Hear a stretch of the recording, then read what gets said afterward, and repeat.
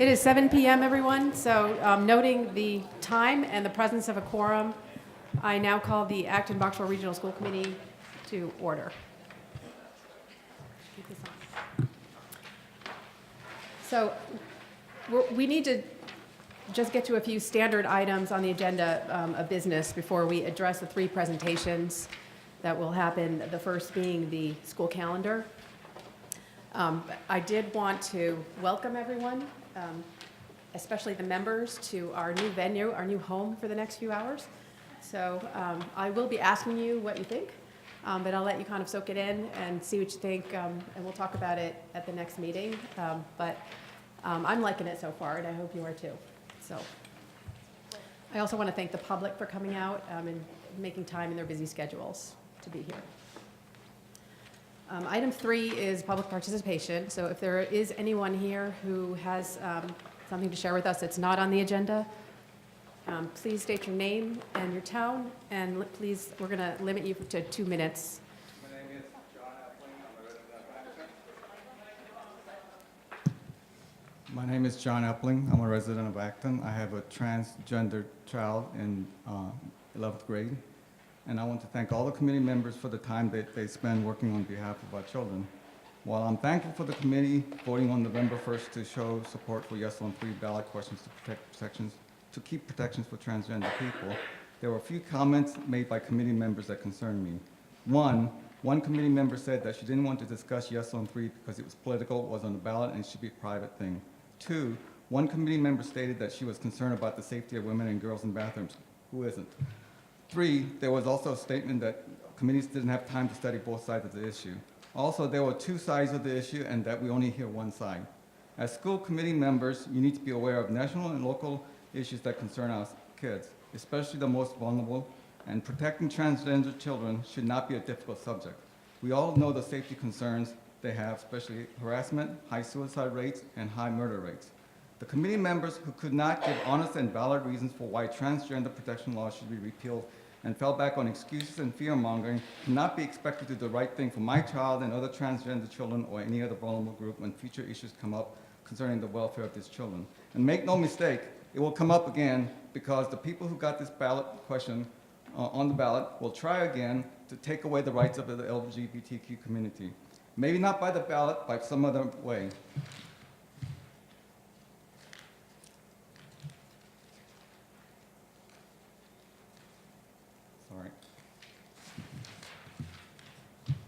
Now, apologies to my wife because she edited my stuff because she wanted me to tone it down. Now, I'm going to add something. I conclude that these committee members' statements show that you personally do not support yes on 3, no matter how much you state that you understand and support LGBTQ rights. I say you do not understand, you do not support human rights, and you are not well informed at best, and at worst, you are being very disingenuous. I'm not here to have a civil discourse. I know you guys have to work with each other, and that's fine.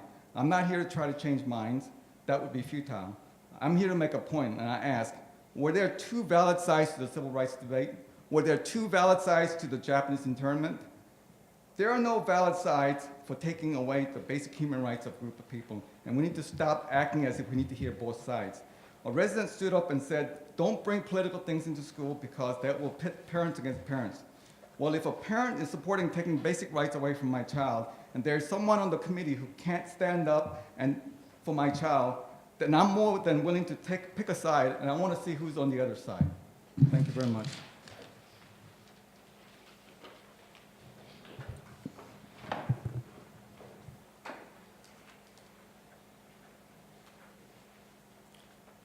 Hi, Steve Ballard. Hard to follow that. From Boxborough, and we're here again to hear some presentations and reports. That's what we always do. And you're going to hear that from your staff, update, regurgitate, explicate, and then, you're going to validate it eventually. That's what you do. But, you guys were we voted for you to deliberate, not to validate other people's decisions. Decisions are made every year, whether they're made in here or not, and law even allows that to happen. Other people can make a decision for you, and you can validate them in here. But we elected you to make the decisions and to deliberate, not to just validate decisions by a handful.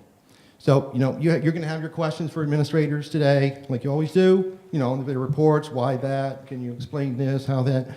But, you could spend 20 minutes on these reports. That's what you should do. Not 2 hours. These meetings are where things should really happen. This is where the real work should be done. It should be sort of like a flipped classroom, where, you take the home out of homework, or a little bit like a graduate seminar where you've done all the reading and you come in and prepared to lead the class. If you did that, then maybe you have control of your own agenda. And, it would be, you'd ask the administrators how they could help you with your agenda instead of doing the agenda of whoever is coming here to do their reports. It's been half an hour and minutes, warrants and reports, and then the other 2 hours you could be, deliberating. And with this budget season coming on, with budget season for 4 meetings, come on. You could have started in September like real school committees do, and you'd have 6 months. From September to February, you'd have 12 meetings. So, deliberate, guys. You rubber stamp that, tweaked $91 million budget. Anyone else? Okay. We now move on to item 4, the student representative update. I see Arnav Mehra in the audience. Thank you for coming tonight.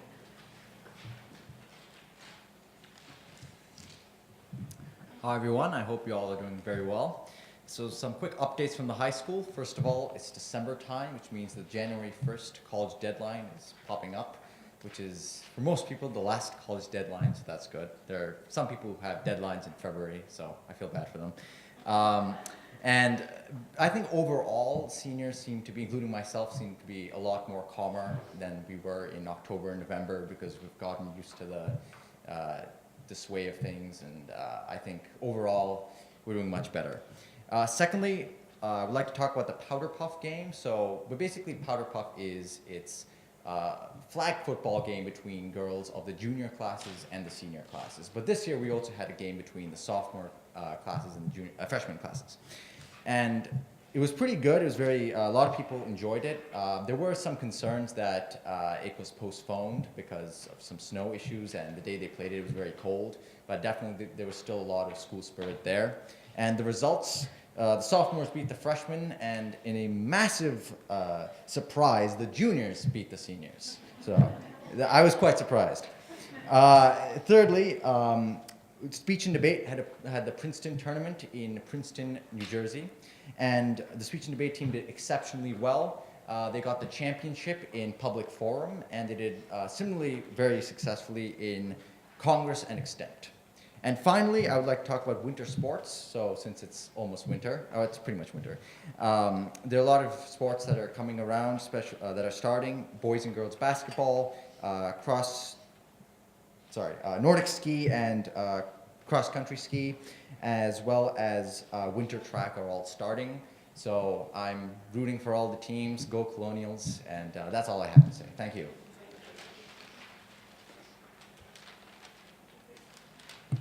Thank you, Arnav.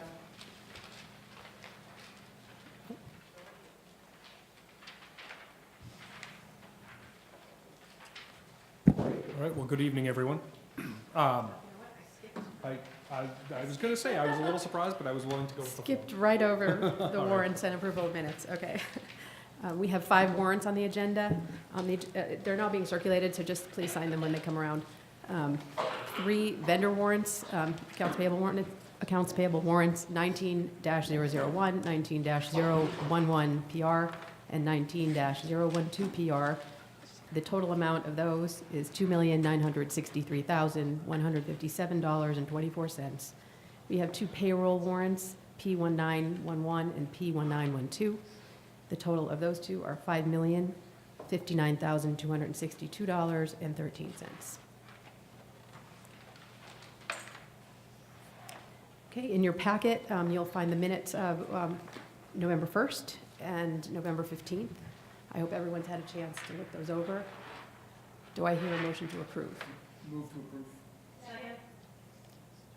Any amendments? Nope, okay. Yeah, excellent, okay. All in favor? Aye. Any opposed? Abstentions? Motion approved. Okay, item 6, superintendent update. All right. So I first just want to recognize a student group, the Acton-Boxborough Regional High School quiz show team. Congratulations and good luck. They are one of 16 teams that will be competing as finalists on the WGBH quiz show program that is set to air on February 2nd at 6 p.m. So, watch for that. It should be an exciting time, but congratulations to all the members of that team. Second one, high school principal update. I want to let you know that over the last 5 months, I've gotten to know Larry Dory as he's been serving in the interim role. As many of you are aware, he's actually finishing just about 18 months of being the interim principal at Acton-Boxborough Regional High School. Throughout the first 5 months of my time in the district, I've had an opportunity to observe him in a variety of settings. We've walked classrooms together. We've been in multiple meetings together. I've observed him some of the more challenging times that we face as a district. I've also had an opportunity to really sit with him and understand where he wants to lead the high school over the next period of time. And I think one thing that stood out to me is his student-focused leadership and his integrity have really stood out as strengths for Larry. I also, throughout my time in the district so far, I've been able to do a number of forums throughout the district that included high school students, they included high school parents, and they also included all of the high school faculty. And I will say unsolicited, because I was really talking about my entry plan and general strengths of the district. Unsolicited, I heard people in every forum offering up their praise for what Larry has done over his time as a leader at Acton-Boxborough High School. So, based on that, I am considering appointing him as the permanent principal of that, but I do believe that there needs to be some process for all things. And so what I want to do is become public with that and offer an opportunity for the community to be able to provide me feedback around that. So I've scheduled forums for high school parents and also for the faculty to be able to come provide me feedback. And those are on January 17th. We're doing the high school parent forum at 6:30 p.m. in the high school. And the high school faculty, we email them the forum time, but it's the same date. I'm looking forward to hearing that feedback specific to the context of considering Mr. Dory as the permanent principal for the high school. So that is that second update. The third update, building project survey. The district is conducting a survey to seek feedback regarding the site location of the building project.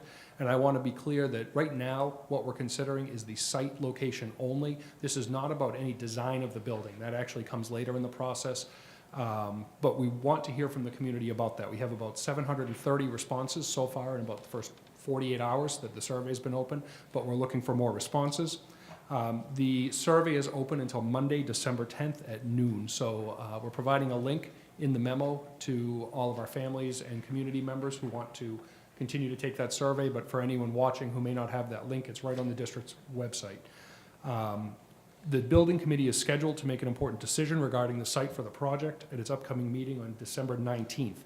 Stakeholder feedback is a very significant factor in the committee's consideration, as is also site suitability and the cost of construction. We're encouraging everyone in the community to share their thoughts prior to December 10th via that survey. I want to let people know we also have an upcoming building meeting on December 12th, and at that time we'll be hearing the latest about site suitability reports from the architect. We're also going to hear the cost estimates for the various site options and locations, so the building committee has that opportunity to deliberate around that.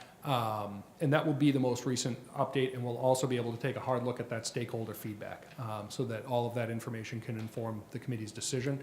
We then have a week before the next building committee, which is on December 19th, at which time the building committee would vote. We have a school committee meeting scheduled on the 13th of December, so that will be an opportunity for you to hear the same information that the building committee has heard the previous night. So, and then you'll obviously be able to deliberate on that, offer your feedback, which the building committee can then take back and also use for consideration. So, exciting time, busy time, lots to talk about, and some really important decisions ahead regarding that. So we're looking forward to everyone's feedback. Thank you, Peter. Item 7 on the agenda is the discussion of the school calendar. So tonight is the first read. We will discuss it and with the hope that we will vote next time we meet, which is in a week. Before we get started, I want to recognize and thank the 9 members of the subcommittee. Marie Altieri, she coordinated all the stakeholder input and pulled together the report in a expedited way, and she didn't have much time to get it done, and it was done spectacularly well, actually. I also want to thank Tessa, Maya, and Eileen. They volunteered their time to work on this. Mike Zorba and Lynn Newman, Lindsay Rosenman from the high school, Brandy Shermer, junior high school. She's a science teacher and 8 Blue. And Marga Ingham is a first grade teacher at Blanchard. All of those people gathered together, worked very hard to collect the data that we really need to base a good decision and have a good discussion about the calendar. I also want to thank the public for emailing us. And we got about 12 letters via email, and for taking and for you all, some of whom emailed me, for taking time out of your busy schedules to attend tonight, especially given that it's the 4th night of Hanukkah. So I appreciate you coming out. So the process will be, Marie, are you going to give the report itself? Okay. And then that will be followed by the school committee discussion, and after that, we will take public input.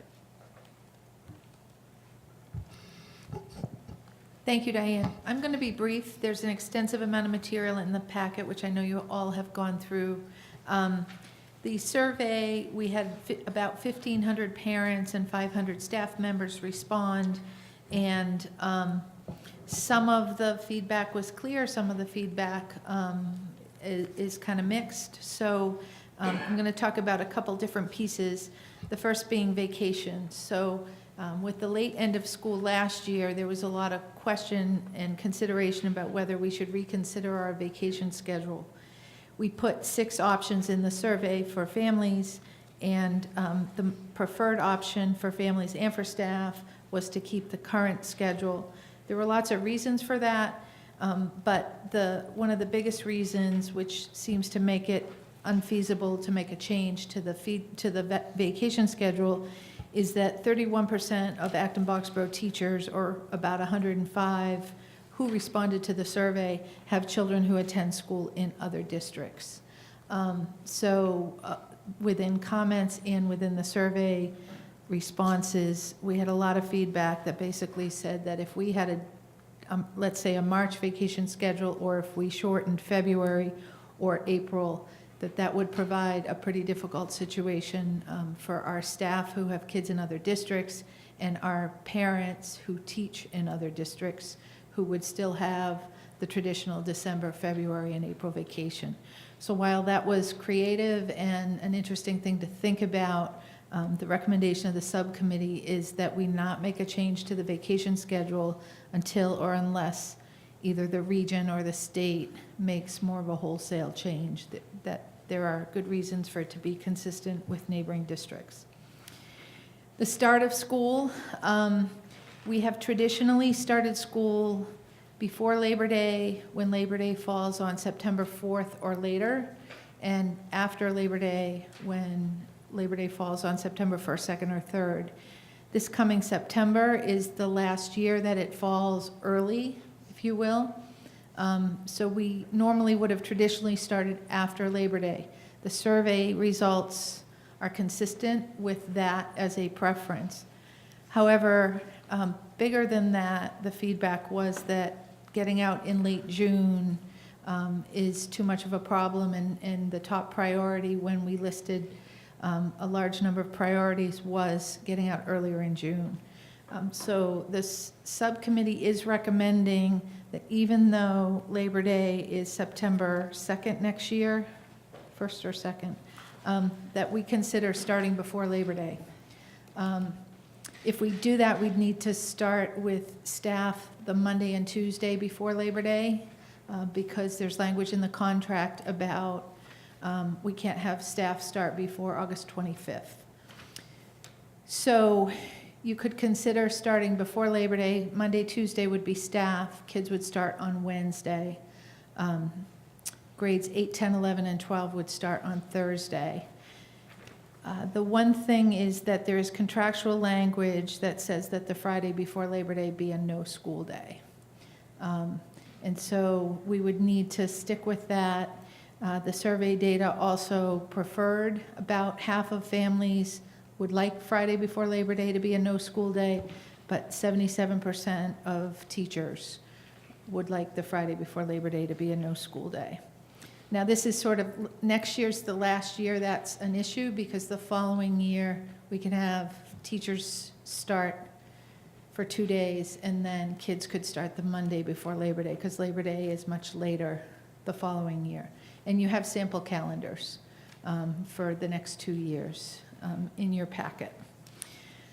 So one thing for your consideration is the start of school, and then the religious holidays. We really tried to pull together as much information as we could gather about it. It's a committee decision. The survey data shows how many staff and parents reported that they would take a day off for a particular religious or cultural holiday. There was a request within the committee to try to sort of quantify each of the holidays. We used 3 criteria. One is the number of students who would be absent. The second one is the holiday observed during the school day, the whole day, the morning, the afternoon, the evening. And then the third one was the number of teachers who would need subs on those days. So there is a chart there. I have to say, I'm not sure it's the best way to try to look at this, but there was a request to try to quantify it, so we did that for your consideration. And that's pretty much what we have. We showed you a bunch of area districts, and one of the things that was interesting about those was that 10 out of 13 started before Labor Day this year. So I do think it has become more traditional for districts to start before Labor Day every year, and particularly with how late everybody got out last year. I gave you data about the start and end of school for the last 9 or 10 years, the number of snow days, and the attendance, the highest staff absence days, the highest student absence days. Last year is the only year that we've had more than 5 snow days in the last 10 years. So that was kind of interesting. But once you hit around June 24th, people start to have conflicts with other things. But there was a lot of discussion about Diwali, Lunar New Year, and there were ideas such as having a half-day professional day on one of those days. Diwali falls the same week as the election. In alternate years, when there isn't an election, you could have the professional day on Diwali. So those are some of the sort of creative ideas that are written into the report for your consideration. So we're happy to answer questions as you go along, but it's your decision. Are there any questions for Marie? Yeah, Amy? Okay. I would say that I'm really not in favor of starting this next year before Labor Day, because it presents us again with the same challenge that we've faced in the past, where we go for 2 days. So what would happen is that the elementary schools would go on Monday, and then they only have a half day on Wednesday, and they'd have a half a day on Thursday, and then, they'd have a 3-day weekend, and then school would start the following Monday. The same thing, the junior high and high school kids, the 8th grade, 10th, 11th, and 12th, wouldn't go on a Wednesday, and they would only go on Thursday. So I guess I understand it pushes, we could gain a couple of days there. I'm just not sure that's the best thing for the kids. And I wanted to also say I really appreciate how much work has been done to include Diwali and Eid and Lunar New Year. And I am definitely, I'm not a fan of taking away religious holidays. I think we just need to be more inclusive. I am aware that with the calendar, you only have so many days and things become difficult when you go late in June, but I would say I would have to sit here and advocate for more inclusion of other communities. Go ahead. Anyone else? Tessa?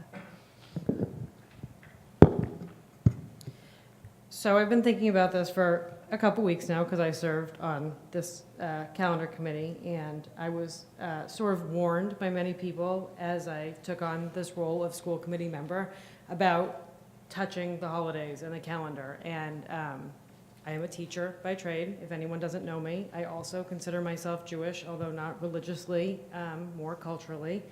More information than you need to know. But I fully came into this thinking, we need to stop celebrating religious holidays, all of them, because we have such a diverse community. I grew up here. It is so much more diverse than it was when I grew up here. It's completely different.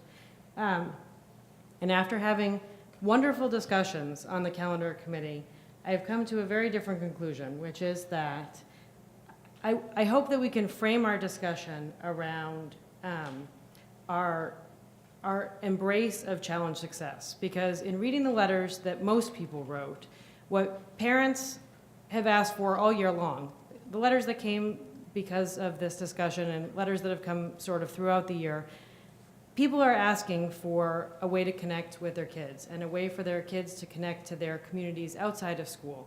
And they're asking for that PDF time that Challenge Success kind of really promotes as a good way to achieve balance. The discussions we had within the calendar committee all really centered around that discussion. And I'm really uncomfortable framing our conversation because the holidays we have off now are the Judeo-Christian ones that we've always traditionally had off. And we received one really interesting letter from a teacher talking about, this idea of the other and wanting people to not feel like the other.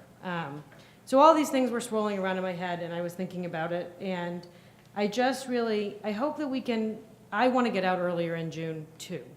But I also want us to set ourselves up to really talk about what it means to embrace challenge success. And if that means that we have a significant number in our community, no matter what their religious or cultural beliefs are, and no matter which days those surround, that we'll really look at what do kids need. Do they need mental health days? I think that one of the things that came up towards the end of our calendar discussion was that we don't really do a good enough job of this mentality around the homework policy or the test policy or what happens on these days or what doesn't happen on these days. And yes, it's the most pronounced when we're talking about actual religious observances, but what about when kids need a mental health day and they have to miss school? And that needs to be reflected in all of our policies and our philosophy about how we're treating our kids, or if a kid is out for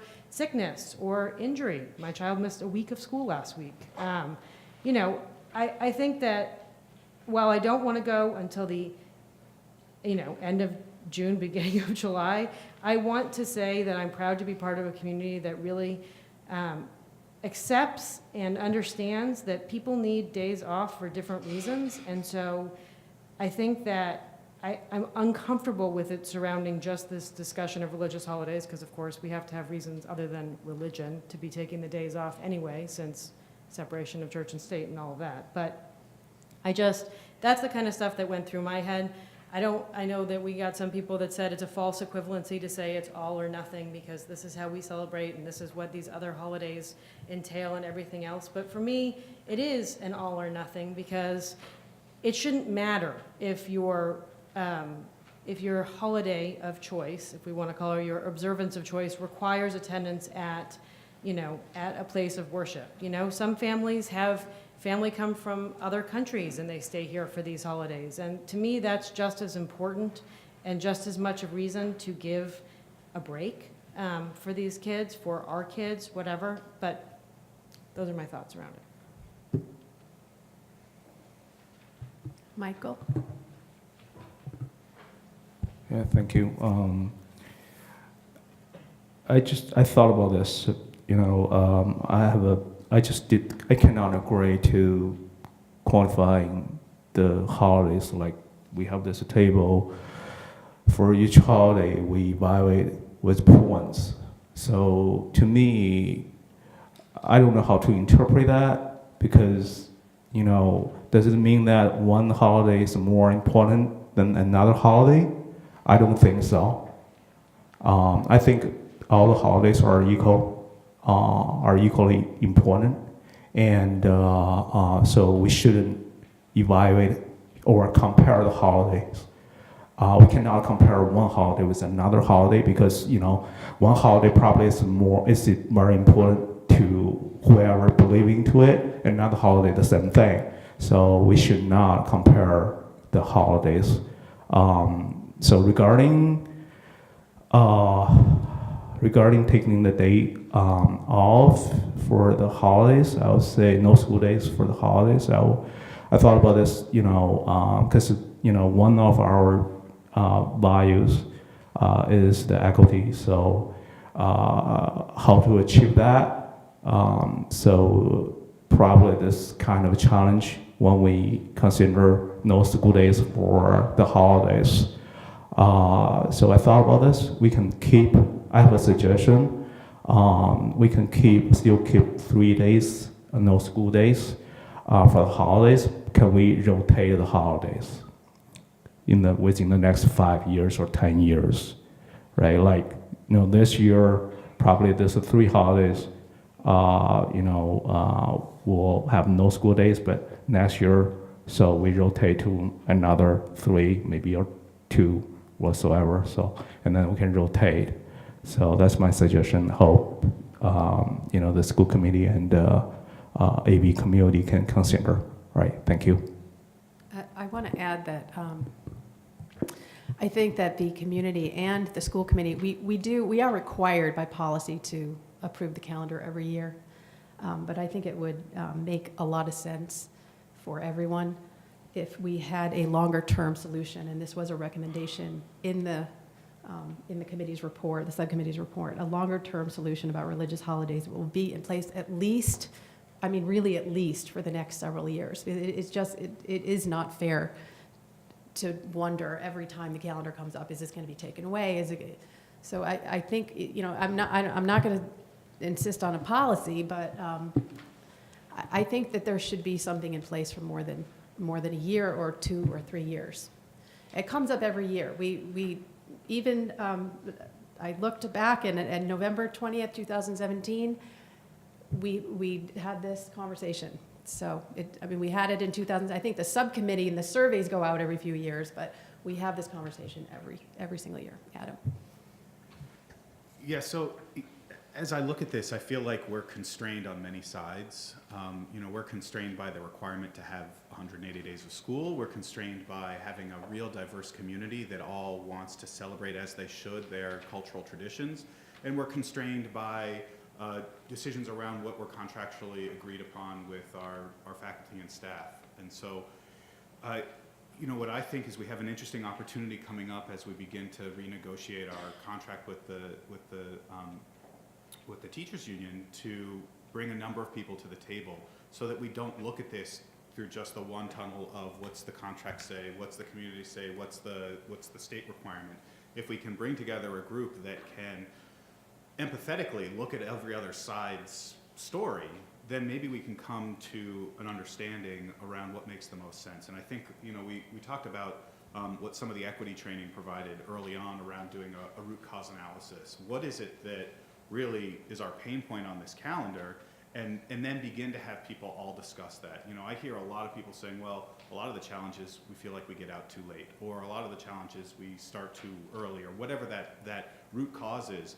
Then everybody can come together and make a compromise, understanding all of the stakeholders' sort of viewpoints on that. It feels really hard to talk about the calendar now and talk about removing religious holidays and only sort of touching that side of that, where a good deal of the community said, what we're really concerned about is ending too late. And then we say, well, we have this challenge of starting at the beginning of the year because we have these contractual requirements.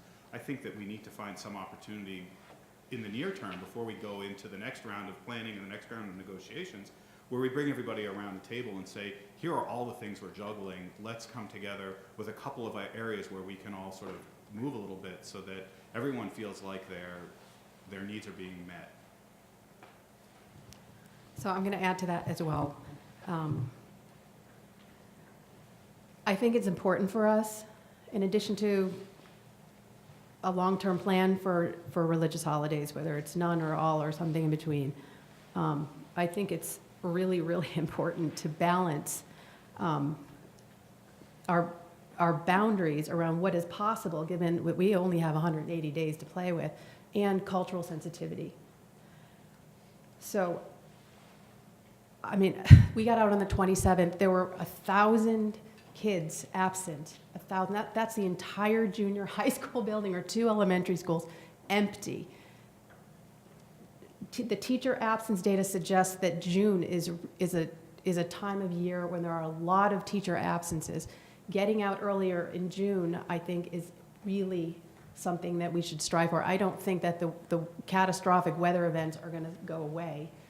We had 7 snow days, and that seemed like an outlier, but I'm looking around and listening to the news and seeing some pretty scary stuff in terms of natural, I'll call it disasters, really.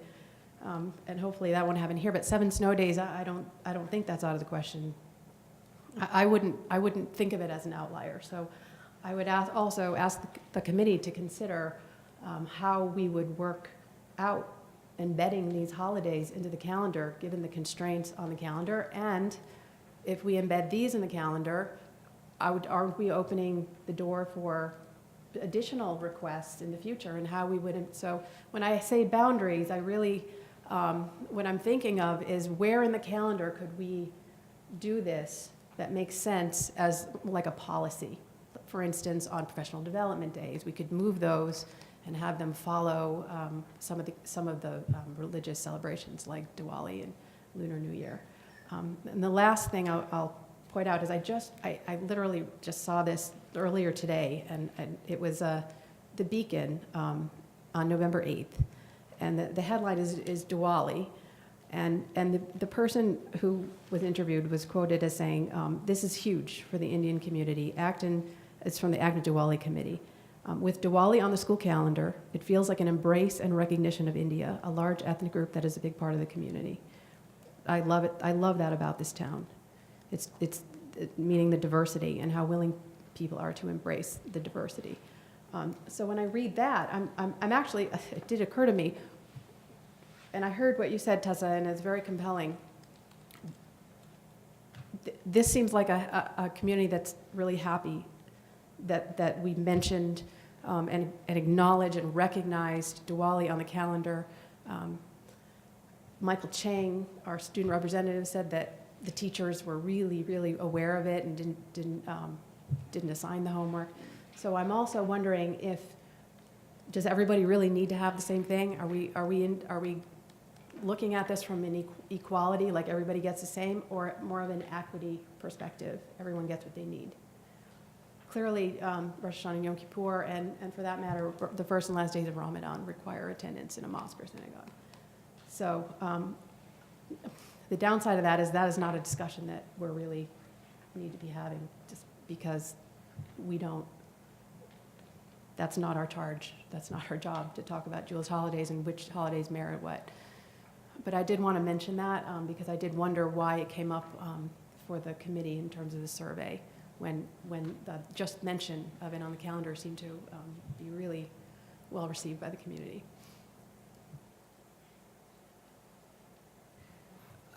I wanted to just echo what Tessa said about the letter we got from Mr. Lewis, who's a teacher in our junior high school, which was very moving.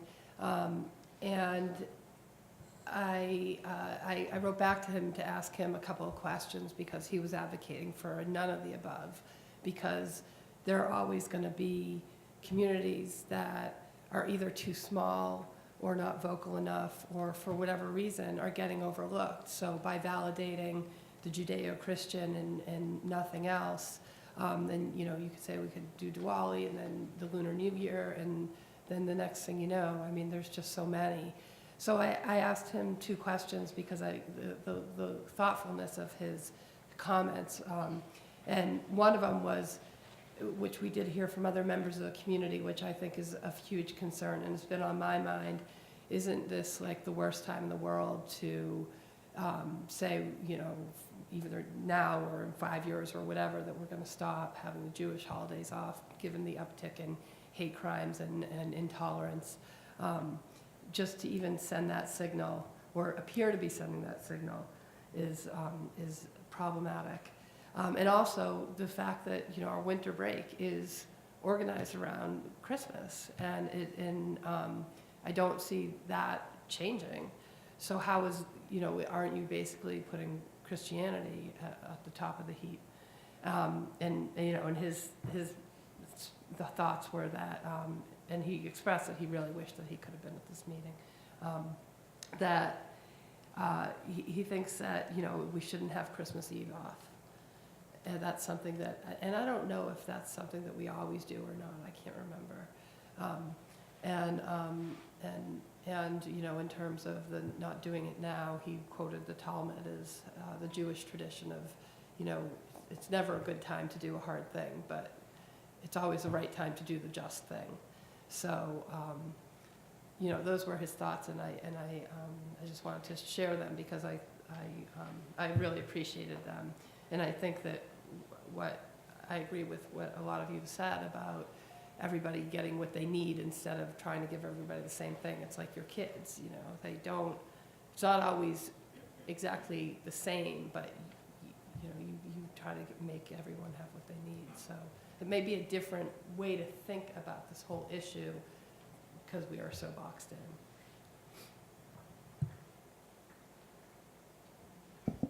I attended the ECHO meeting yesterday, and we spent a good 90 minutes talking about blizzard bag.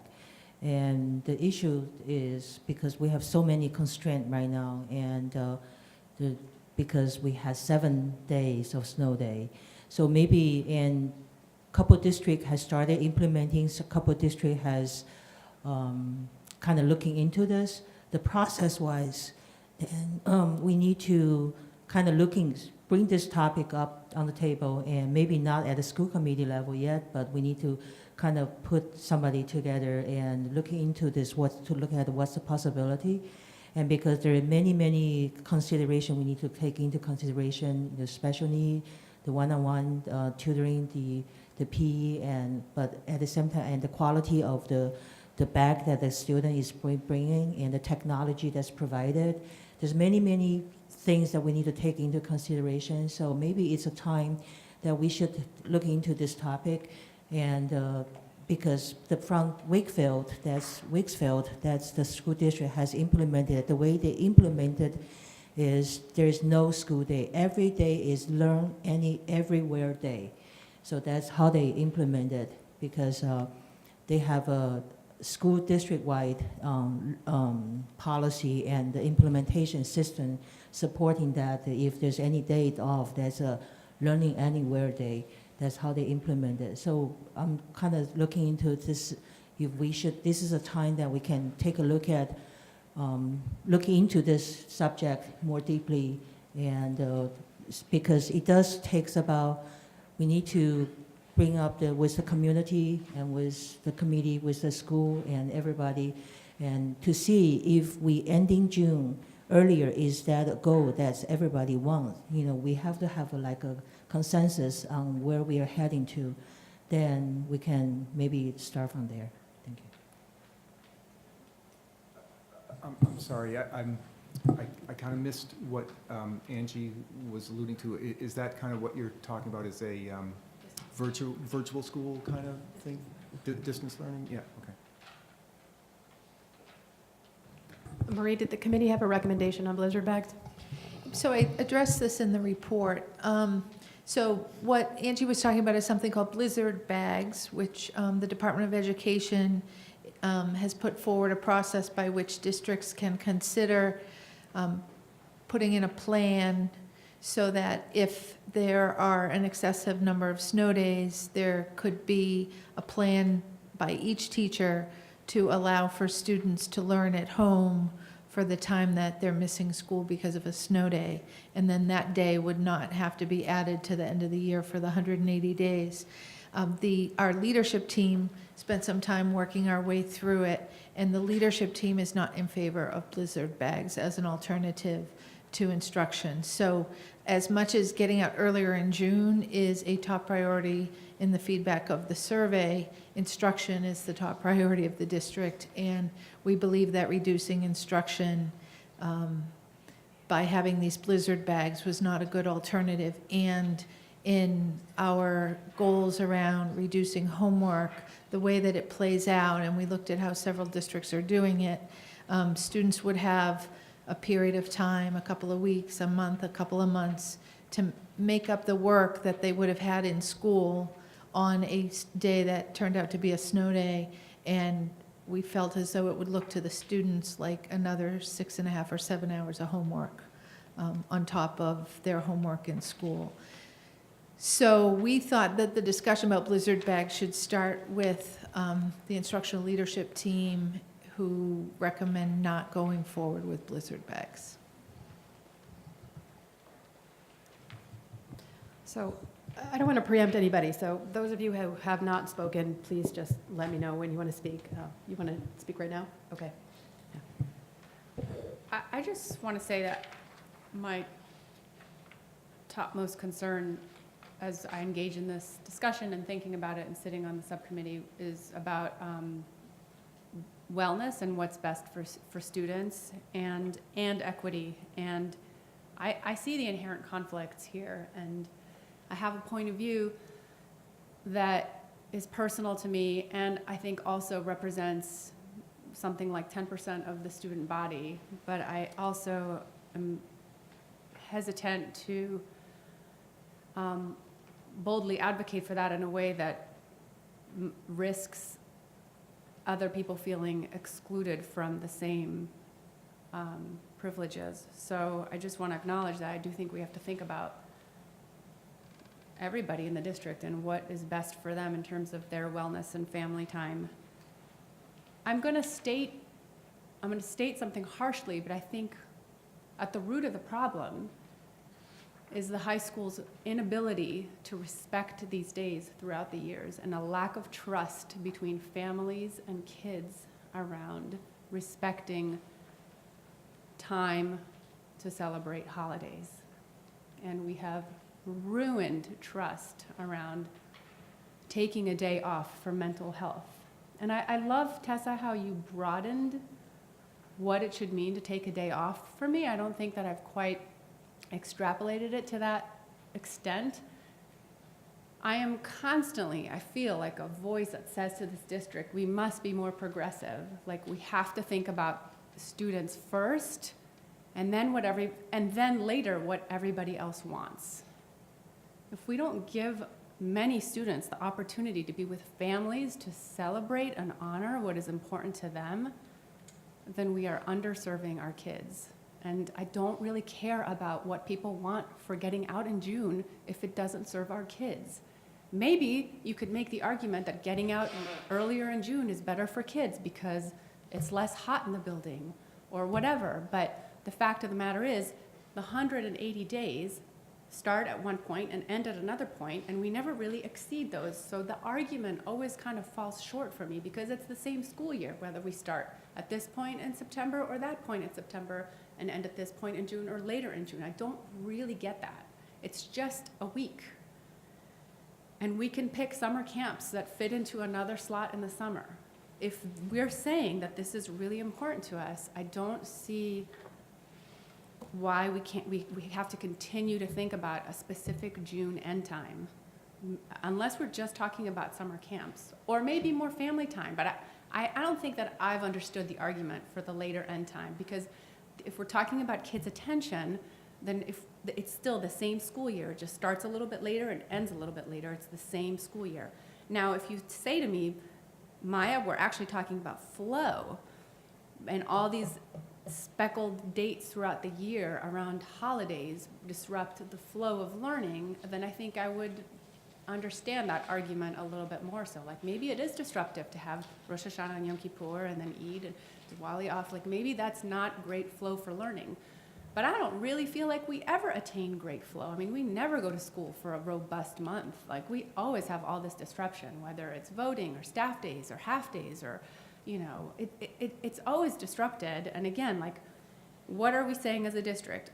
Are we saying that student wellness is the most important thing to us, and family time and downtime and promoting something that seems to have been lost in this day and age among families, which is the time to be centered and focused on how to be a better person and how to connect with people and getting kids off screens? Well, then it seems to me like addressing holidays matters. I'm very conflicted about, I agree with Michael about the rating or the numeric, you know, assignment to how you spend the day, but at the same time, like, I do feel like you sort of have to look at, I mean, I thought it was a reasonable thing to look at and to try to quantify. This is hard to quantify, but I will say that inherently, I don't think we would be fighting, I don't think you would get, you know, a couple dozen people every year writing to you and coming to you if teachers respected no homework and no assessments around these holidays. And again, it's a difficult thing to implement, but I think that we've failed our families around that. And so now we have to consider something that is way bigger and more inclusive. But I'm happy to consider that. I don't want anybody to feel as though Judeo-Christian holidays supersede theirs. That's an important message that we can't possibly stand behind, you know. So I'm open to anything. I sat on that wellness committee, and, you know, I'm as confused as ever as to what is right here for students, but I think that students need to focus on, you know, this kind of thing. So whatever we can do to support it is worth discussing, and I am sympathetic to all the factors that go into it, but. So I'd like to, oh, did I? Oh, Mary, I'm sorry. Go ahead. This is so complex for me. In fact, I didn't even understand what position Amy was taking or Tessa was taking when they spoke.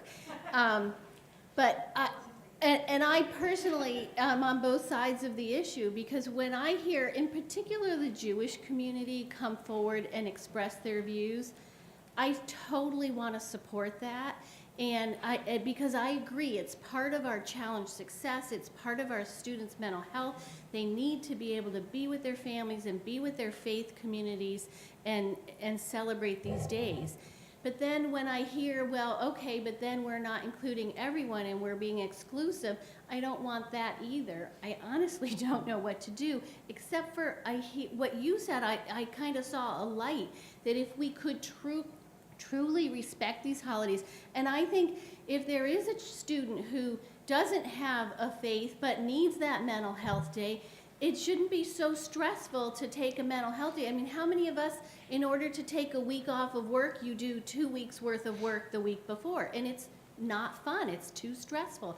We can't have that feeling. So I think if we could find a way to truly let these students take these days with their families and their communities and not have a negative repercussion coming back into the school, then I'd be comfortable having school on those days. But if we can't do that, then I think we need to hold the holidays, at least for now.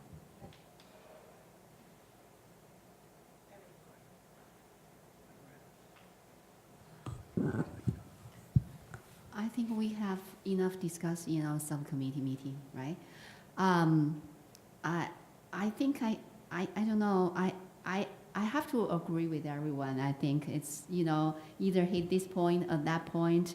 When we were discussing all those things in subcommittee meeting, we know people want late start, maybe beginning in September, or they want get, you know, early ending in June, and everybody wants the holiday off, and it's just like people want everything, but they're not wrong.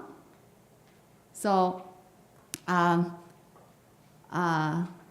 think I kind of really want to echo Tessa, and she hits the point.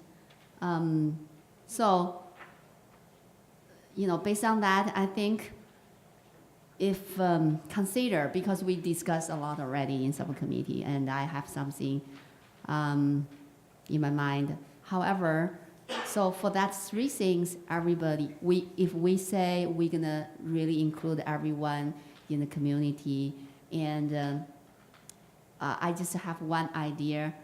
I heard some parents mention that if we kind of get every holiday into the school calendar, is 180 days of the federal school days, you have to obey that. If we can end before June, I mean early in June, so the only thing I see will be start earlier, because everybody start their vacation in summertime. That's probably at least for everybody had 1.5 months vacation already. So get start a little bit early for the next school year will be really valuable point I can see include the rest of the other priorities. So that's my opinion. Thank you. I agree with Eileen, and I agree with Mary. It's complicated, and it's a big thing to be trying to get our arms around equitably. But I think I've always been in favor of keeping the holidays. And I'm not changing my mind now. I think it would be difficult for us to suddenly change it. That's like pulling the rug out from under folks. I do want to push back a little bit on what I hear from Amy. Starting before Labor Day, even if it's a day or two, to me, that's a day for the kids to get used to where they're sitting. These teachers get used to the kids, so that the next time on Monday they hit the ground running. So I think I really like hearing about mental health days, and sadly last year we had 5 snow days, which could act as mental health days, or 7, whatever. And so that's my concern is that becomes. I'm concerned that that's going to be the new norm, and so we really need to be ready to deal with that. So, I would be in favor of keeping the holidays and starting earlier.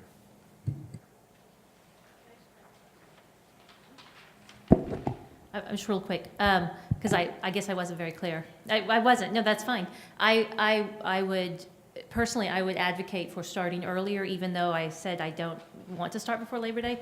But I would prefer to do that and keep the holidays rather than start after Labor Day and give them up. I'm advocating for more inclusion. I think that we have a diverse community, and we need to acknowledge that and honor that.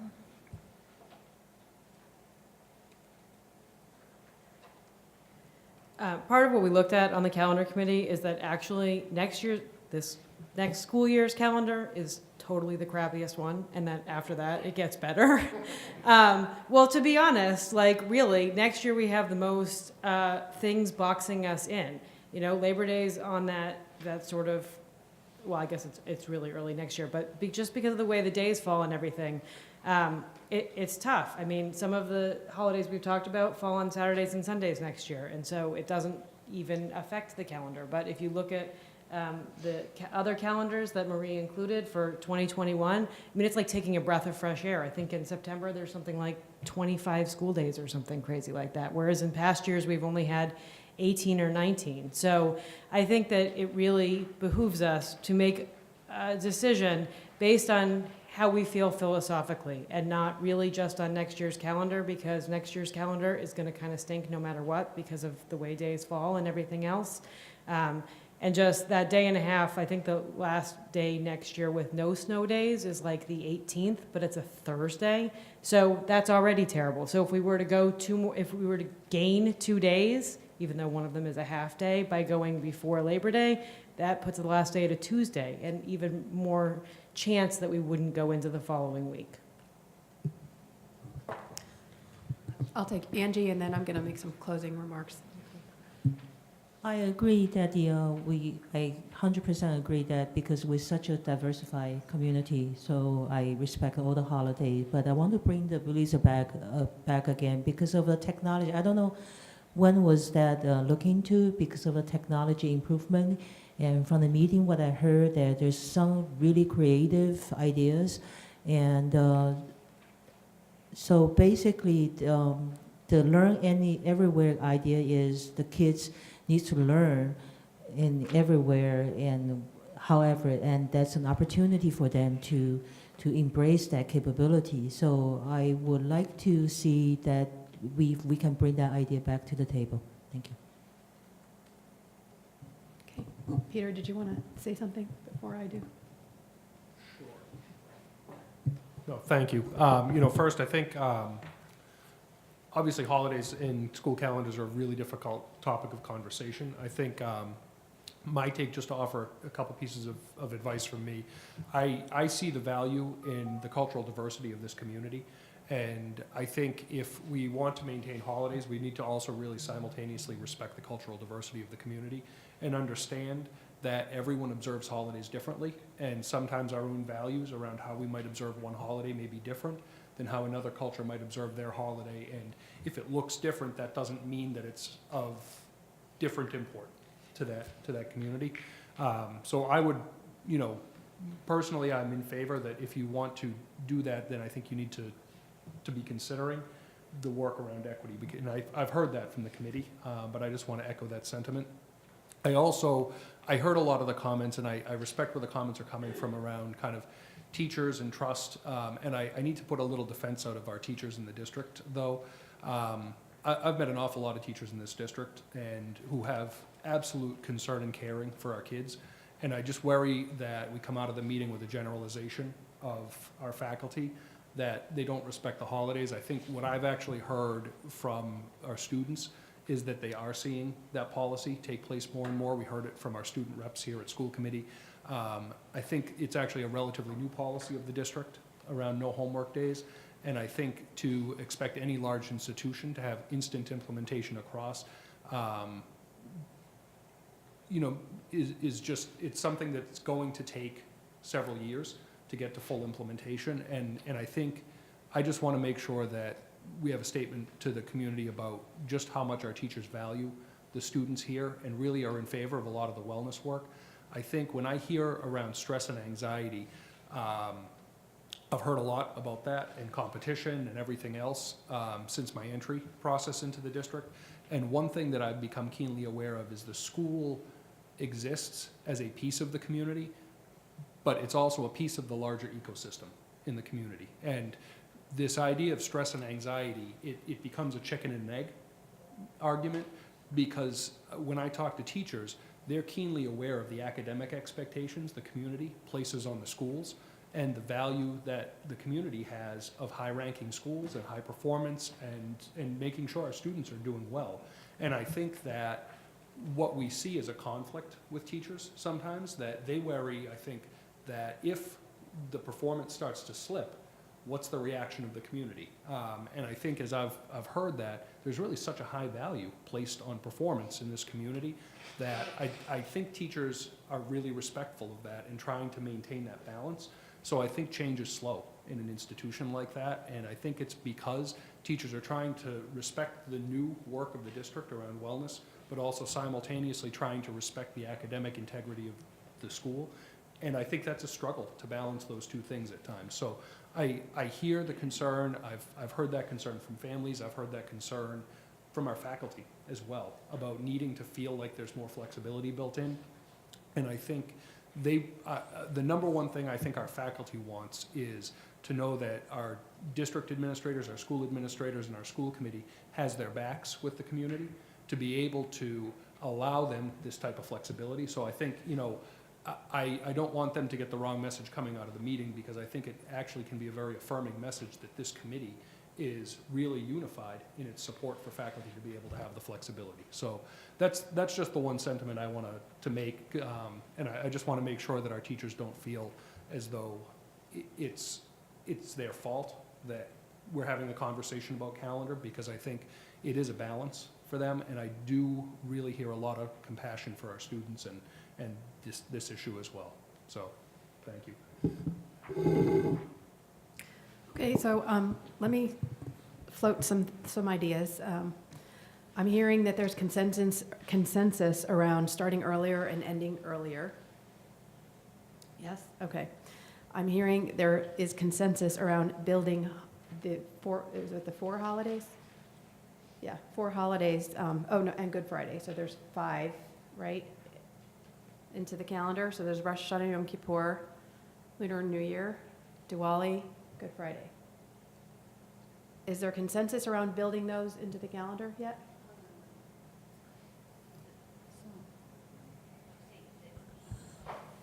Diane, I think you didn't mention all the holidays. So just can you repeat that? I'm not, okay, I can repeat it. Okay, let me repeat it. I want to have a sense of the committee in terms of, do we want to build Diwali and Lunar New Year into the calendar? Do we, how do we do this, given the restraints of the constraints of the calendar? Can we talk just for a few minutes about that?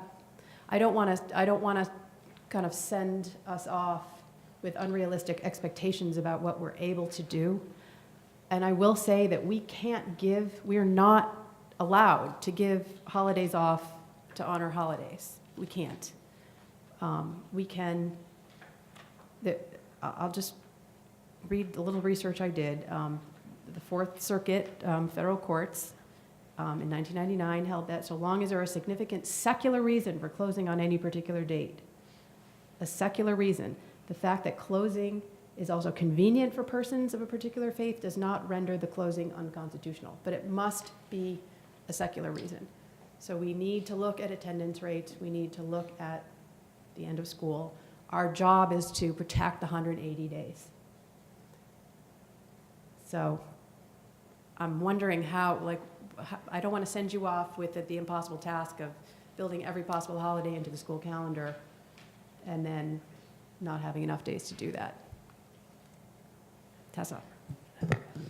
So one of the things that the committee discussed, without putting value on one holiday over another, was that holidays such as Diwali or Lunar New Year that don't necessarily, and Good Friday, that don't necessarily require attendance at whatever, celebration, house of worship, whatever it is, the entire length of the day, we could look at doing things like a half day or a half day professional day or whatever, because a half day counts as a day of school. And so it would be an acknowledgement, but not a full day off. It was just part of the discussion. Are there any thoughts around there needs to be a half day or a day off in order to honor these holidays, to feel like we're doing that in an appropriate way versus just listing them in the school calendar? Can I just note that in terms of feedback that we received that I've seen was many people in favor of keeping the Jewish, very strongly in favor of keeping the Jewish holidays. Mr. Lewis's approach, which is it's not right. It makes Judeo-Christian holidays the important ones, and that makes other people feel marginalized. We received nothing that I'm aware of in terms of keeping Good Friday a holiday. I didn't see any requests to have Diwali or Lunar New Year off either. So, and I do think that, we're not in the Fourth Circuit, but I think we do need to, to consider whether or not there are attendance or teacher absence reasons to do any of these other things. But anyway, so I wasn't thinking the consensus was to add all 5 holidays in. That wasn't what my read, but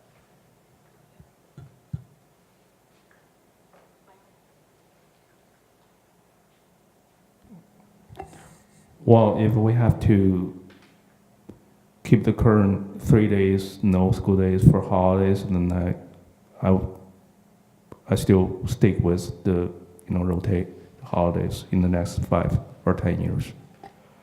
Thank you.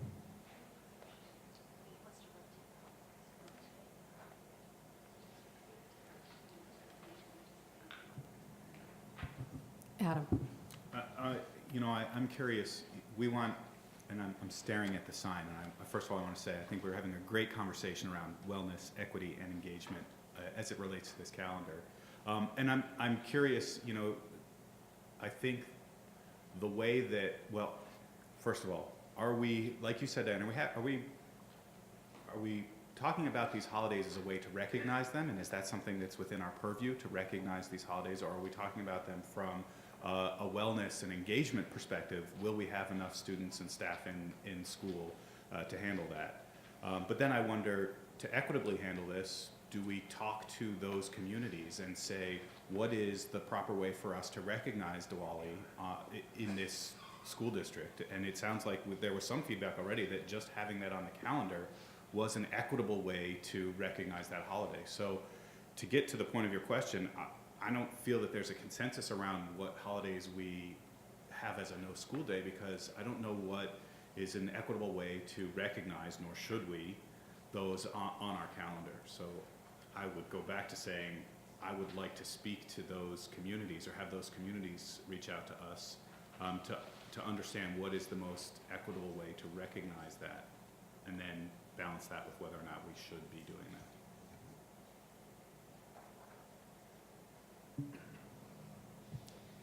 How do y'all feel about that? Yeah. I think we like it, Adam. Okay. Okay. Let me, yes? Just clarify, so Adam, your recommendation is, are we going to do a vote today? No. Okay. No, but I wanted to get a little further than just, kind of airing what is really important in terms of challenge success type values and things like that. Michael? I agree with what Adam said, but I do have a question. So we issued the survey, right? What was that survey if, we have to redo the survey? So it looked to me that, I don't know. So my first question is, what was that survey? The survey we already issued, right? And then so many parents, participated, and then they filled out. And then how do we want to take that into the consideration, right? I already saw that in the numerical system, how we interpret that in the points, but I disagree with, comparing one holiday with another holiday. So, but Adam, mentioned that there's I do agree with you on that. I do hear that. It's a good suggestion, good idea. But it looked to me that that's another survey, right? We're going to do, right? So I don't know. So I just I'm confused by so many surveys we have. Marie, is there a time constraint on when we have to get this calendar approved? I would say yes, in terms of families planning. So it's later, we've normally done it in November. If you move it to January, then I don't know. I mean, it's really up to the committee, but we've sometimes run into situations where people had made plans for August based on what they thought the calendar was going to be. But we can certainly bring, I tried to make it as comprehensive as I could, but we could certainly bring something in writing about how each of the holidays are celebrated. We wouldn't be doing another survey. I don't think that was Adam's request. Yeah, I think it would be a little ambitious to think that we could get anything done in a week, either on this, in terms of collecting more data from the communities. Tessa. Well, that question was answered in part because actually a higher percentage of families said that parents would request Lunar New Year off as a day off of school than did any of the Jewish holidays, or Good Friday for that matter. So that question about, I mean, if you're requesting a day off, you're keeping your children out of school for whatever reason, no matter how the holiday is celebrated. And to me, the fact that 10.5% of the respondents said that they would, if we had school on the following holiday, they would request that day off or keep their kids out of school, that's an answer, yes. That's, you know, we consider that important enough that it supersedes the need to go to school. You know, I mean, I think it's crazy to think that we would, because it could be a slippery slope of adding holidays all along as our community changes, and we don't want to continue doing that. But I also think it goes back to what Maya said. We don't want to start questioning why someone needs a day. I mean, I came to that broader conclusion because my child had surgery and had to miss a week of school, you know. Her teachers have been absolutely fantastic about organizing, you know, work missed and setting up calendars and ways to make it up and everything else, and she's had virtually no stress. So if we could have that situation for anybody that needs a day off for whatever reason, you know, that would be the ideal, right? That everybody in the district would respect those sort of needs. But in terms of the days off for this, I don't know. I think we do have to have a clear policy. I also think that Lunar New Year doesn't fall on a school day next year. So, Okay, I'm going to take Eileen's question, and then I don't want to hold the community members who are here up any longer, and I'll open it up to public participation at that point. I'm sorry, it's being a long discussion. I really wanted to act, Mary said very short, but it really is a concern, even she said very short. If we do all those holiday offs, we do not want to mess up our kids' schedule and the homework schedule and all those things. I think you said that, right? Is that true? No, not that way? Okay. Anyway, so that is one thing. I'm sorry, I really want to, you know, talk about something, you know, when Peter says something, I love our teacher, AV teachers for many, many years. I've been in this district for 12 and a half years. That's for sure. I always appreciate their work and everything. But however, I really have something to say, Peter, and when the teachers doing some academic challenges with the kids, they're not trying to do something against the wildness or something else. They're not upset with each other, and they can be combined in very good way, perfect way. So, you know, so I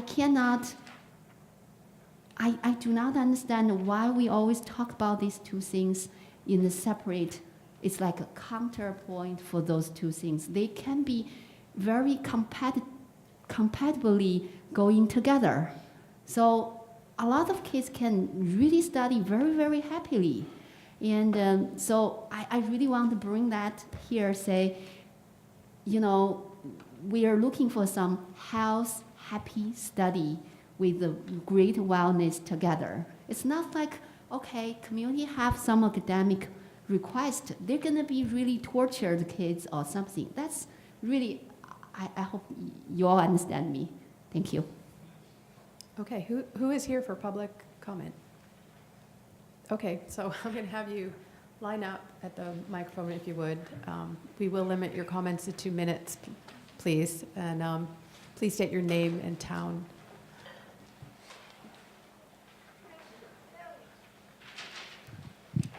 Hi, Susan Conechild from Acton. I want to express my support of continuing to provide the no school days for Rosh Hashanah, Yom Kippur, and Good Friday in the school calendar. In addition, I do support the inclusion of other holidays such as the Chinese New Year, Diwali, Eid, if these are supported by members of their respective communities. Rosh Hashanah and Yom Kippur are the holiest days of the year in Judaism. Jewish people traditionally observe these holidays by spending most of these days in synagogue services and in the evening holiday dinners with friends and community and family. As a Jew, these are days not only of prayer, but of personal reflection and very much of family. Our students, particularly those at the high school levels, are far more stressed out than we would all like. If school's in session on these days, students who wish to observe their traditions will feel the pressure and conflict between observing their holidays, being with their family, and not wanting to fall behind in classes that are still in session. I firmly believe in the importance of providing our students the opportunity to observe religious and cultural days with their families and communities. By providing these no-school days, we show our students that our talk of the importance of wellness and of balance isn't just talk. We show them that while school is important, there are other parts of their lives that also have importance. Our actions show our commitment and speak far louder than words. Thank you for your debate.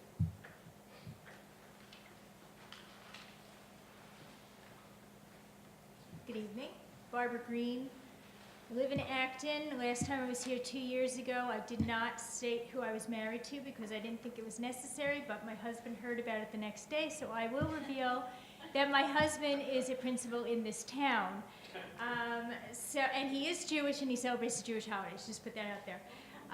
And thank you, Diane, for recognizing that tonight is the night of Hanukkah, so I find it a little bit ironic that we're here tonight as a whole room full of Jews not celebrating Hanukkah with their families. I won't repeat the comments that were well stated by Susan. I will highlight, though, a couple of things that Michael was pointing to the values on the board as equity. I understand that equity, we're talking about equity of holidays, but that's not what the equity value of the school board says. Equity value means that there's equitable access to the curriculum or to programs. So that, I would highlight what Maya said, which is the wellness value, I think is the most critical value to look at when we're discussing the holidays. So yes, I too am Jewish. I too support the idea of keeping Rosh Hashanah and Yom Kippur. I will state that 2 years ago when I was here, Adam's idea was raised actually by the board at that time to study, if you will, some of the holidays and how they were celebrated, because I'm not sure, I'm not an expert on all the holidays, and I'm not sure if all these holidays need to be celebrated with a day off because they have to be in a church or a temple or a mosque or anything else. For the Jewish holidays, obviously we will be in temple. We spend a whole day in temple, particularly on Yom Kippur. And I agree with Maya and the comments that were raised here a little bit earlier by Susan. The problem is that even this year, my 8th grade, I have a 12th grade and 8th grade, my 8th grader, one of his teachers did give him homework over Yom Kippur. She realized it after the fact, and she apologized and basically said something like, oh, it could be extra credit. But in this town, the way this town is and the competitive and the value that we put on our education, extra really means you really should do it. So I think until we have exactly what Maya suggested, the idea that a day of no school for certain groups to observe a holiday really means that they will absolutely not miss anything, that's when we could decide whether to remove some of the holidays. So, thank you for your time.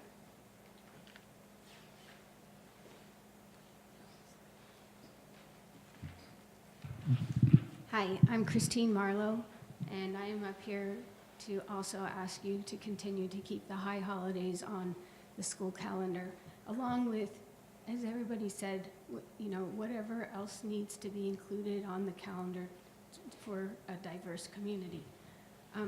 20 years ago, my husband and I moved to this community, and one of the deciding factors was that the school at that time had the high holidays on the calendar. So the high holidays have been on this calendar for over 20 years. 14 years ago, my first child started in this school, in the school system. And this is the 8th time I am here asking you to keep the high holidays on the school calendar.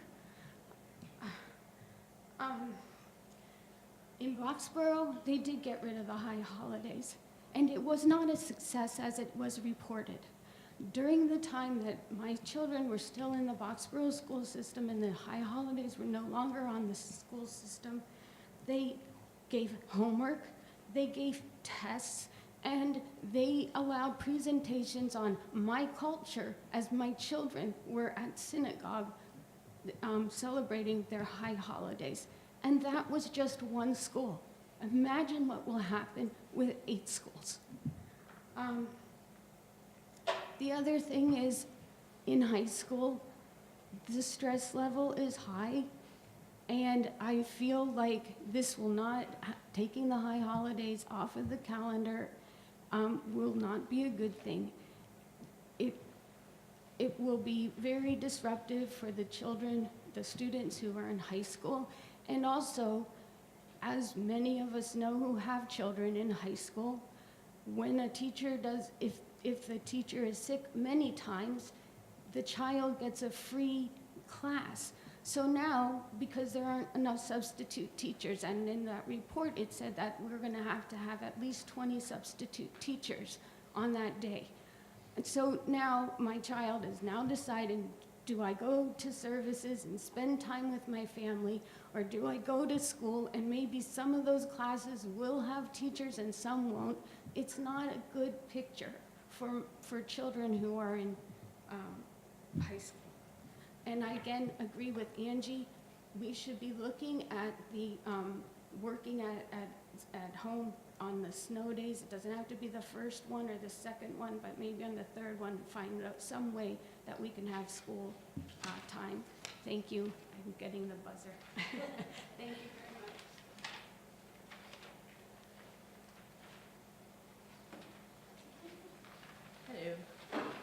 Hello. I'm going to start just, I have a bit of foggy brain. I just was diagnosed with Lyme, so I tend to go off and lose a train of thought. But I did write a few comments, and I do appreciate a lot of the discussion that was here. Dan, So- can you just say Yeah, I your was name, gonna just say- because not everybody knows you. My name is Deanna O'Sullivan. I live in Acton. I have 4 children in the district. I was on school committee for 6 years, and I think 4 of those 6 years we had this discussion. The one thing that we were recommending, or I was recommending each year, was the school calendar. The reason that the calendar is defined by town, sorry, you always do this, is because it's a community-based calendar. So some towns have 2 days off for the Jewish holidays, some towns don't have any off. It's based on your community. The survey that we did showed just what Tessa had said. You have about 10% of your population that wants 3 holidays off: the lunar calendar, Rosh Hashanah, well, actually 4, Yom Kippur, and Good Friday. We have to represent our community. We also have to follow the law in regards to what makes sense to have school. Just to have school and you're not learning anything for that day, it makes no sense to have school, just so that we say it's all equitable.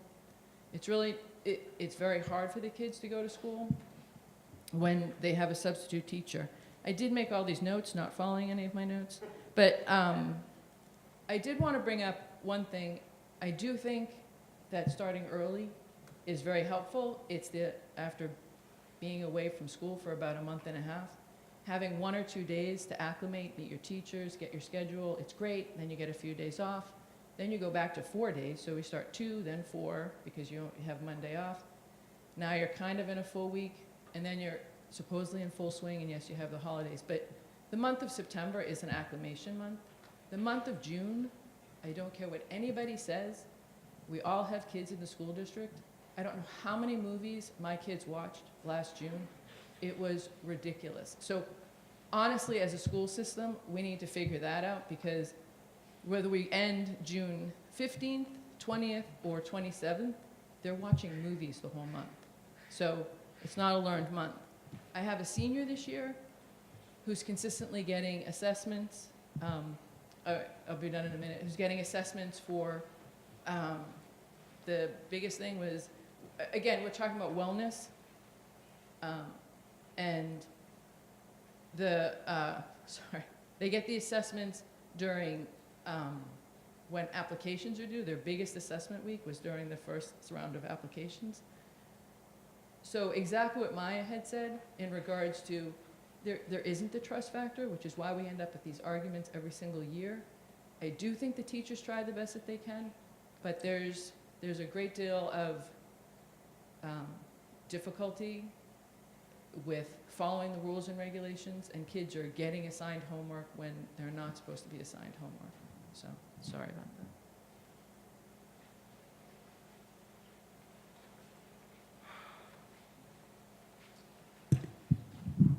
Good evening. My name is Mike Rothbaum. I'm the rabbi at Congregation Beth Elohim here in Acton, around the corner. Just first, a quick note about terminology. I know Judeo-Christian is a term that's in the common vernacular. I don't know any Judeo-Christians. I know Christians and I know Jews, and talking about the two groups as separate is important because right now the value of Jews and Jewish culture is one of the things that we're talking about, in addition to the value of all the other cultures that are represented both in this community and, thank God, on this school committee. I'll start big, and I know I only have 2 minutes. What's the point of education? Like, wow, what are we going to talk about now? How long is he going to talk for? I got to be quick. Some people think the point of education is to prepare for the workforce, or we want to get good grades, we want to get good test scores, we want to get good boards, 5s on the AP test. You guys have a great list here of your vision. I see beautiful words like that touch my heart, like community and cooperative and caring. If we have to answer to the Fourth Circuit, why do we want holidays off like Rosh Hashanah and Yom Kippur and Diwali and Lunar New Year? It is because we're missing some caring in the world, and we're missing some cooperation in the world. And we're being told increasingly that different groups of people have to stay separate and fight for their own individual needs, and it's a zero-sum game, and there's only only certain parts of the pie, and if I get more, you get less, and I'm just going to fight for my own and build up walls, and sometimes those walls are literal. Your educational mission says that you think of education as bigger than that, and that respecting people and caring about each other and building community is more important than just preparing for the workforce. That's beautiful. So go out into the world and say, yeah, we're going to take off Rosh Hashanah and Yom Kippur and Diwali and Lunar New Year and maybe Eid, even though there's only a certain percentage of the people who said that they want it. Because we believe that our educational mission is for human beings to come together and young people to come together with the grown-ups in their lives and say that no matter how small the group is or how much they might be demonized or treated badly, we care about them. That's part of our vision. That's an incredible thing to take out into the world. You might face some blowback from that, but you'll know that you did the right thing and that you stood for your vision of a caring community. And wow, you'll be able to sleep well at night. Thanks.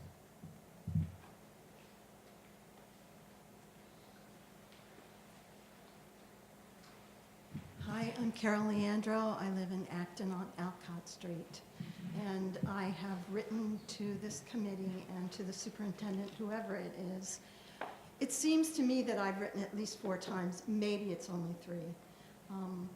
First of all, I am so heartened by every single member of this school committee. I feel like this discussion tonight is one of the most thoughtful discussions I've ever seen of this topic, and I really have so much respect for all of you, and even the diversity of perspectives on this, and I feel like each one of you brings something wonderful to this committee, so thank you. I'd like to echo everything everybody else before me said, and especially the rabbi. But I do want to say that unfortunately you are in this horrible position of having to decide what is best and most equitable for all the students within these confines of 180 days. And you do have to sort of look at what is the impact of holding school on certain holidays and giving it off. I do think that at least at the last time this was discussed openly, there were several people who talked about the way that they like to observe Diwali is they enjoy having their students go to school, maybe wearing some traditional clothing. And other people felt like the best way to celebrate Lunar New Year was to have, you know, sort of a special cross-cultural celebration. I don't want to second guess what people want, and I really appreciate the point that a number of you made about the importance of celebrating with family, regardless of whether it involves going to a temple or not. But I do think that you have to look at, ultimately, because you are charged with meeting the needs of all these students and providing education for them, you do have to look at what the impact will be if you hold school on those days or don't hold school. And you can also look at, are there other ways to honor each of our diverse cultures? Maybe some would like the days off, like Rosh Hashanah and Yom Kippur, and others would find it better to be in school and finding a way to share their culture and their diversity. So I hope that you'll consider looking at all the different ways that you can do it. I know this group will come up with a great solution because you are amazing people. Thank you so much.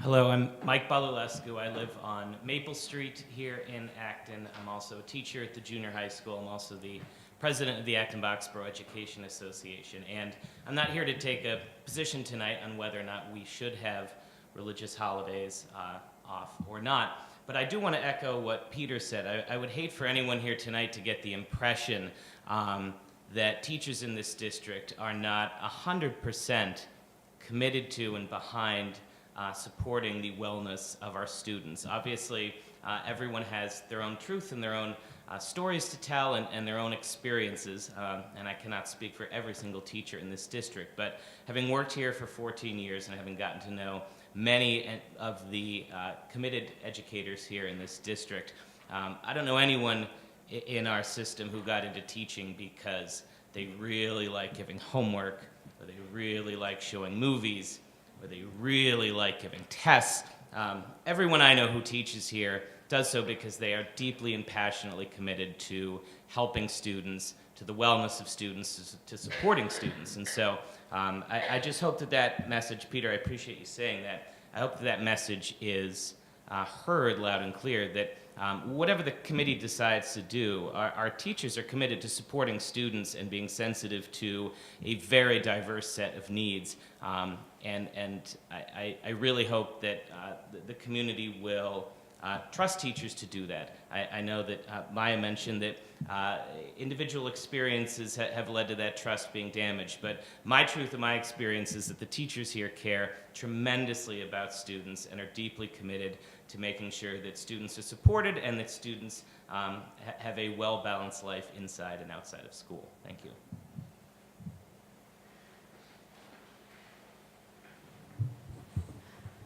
Mary.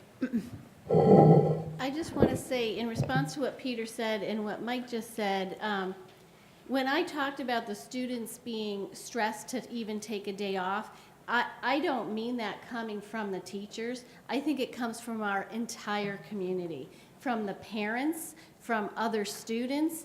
And so I think that we all need to support that. I think what the district is doing around wellness is fabulous, but it goes way outside of the district, right? Our parents and our other organizations that our students interact with need to be supporting the wellness as well. So the plan moving forward. I need a little help. Repeat what I said earlier, start earlier and later. I think that's just a no-brainer here.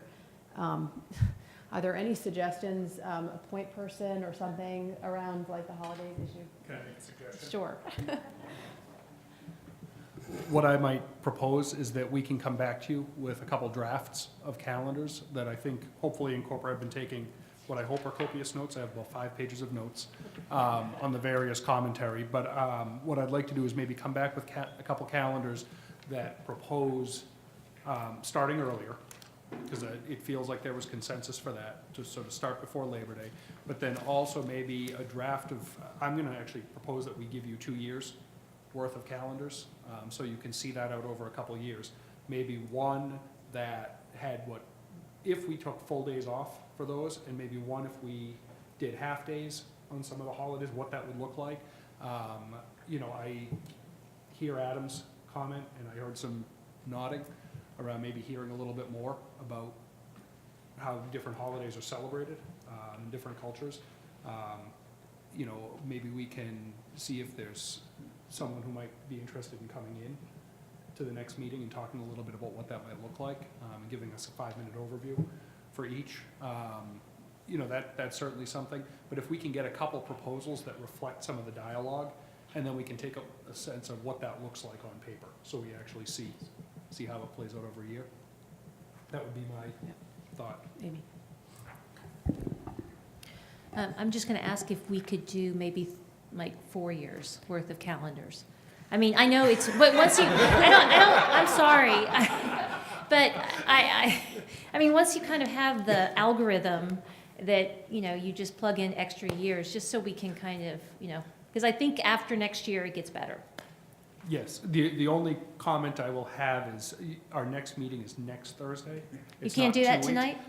So I just. No, absolutely that's not. something, so it probably won't be in a packet for tomorrow. No, absolutely not. Absolutely not. But we can certainly No. take a look at what that would look like. Yeah, and if you can't, I mean, definitely don't want to put more burden. I want to push back on that a little bit, because I know that, we cannot bind the decisions of future committee members or future committees, and I'm wondering if that's starting to tread into that territory a little bit. So my thought process wasn't necessarily to adopt 4 years worth of calendars, but simply to be able to give you a foreshadow of what that might look like based on the decisions you're going to make for the next year. Maybe since this seems to be a larger issue that needs a lot of information, and I'm sure there's as many ways to celebrate all these holidays as there are families who celebrate them, we could focus on next year's calendar and minimizing changes, but keep this as a item that we keep discussing and becoming more informed on, so that it's not squished and shoehorned into this time of year every year, and we're under the gun to make a decision for the next year, and you never really have the time to seek the feedback and information to make a fully informed decision. Yeah, I would definitely second what Ginny is saying.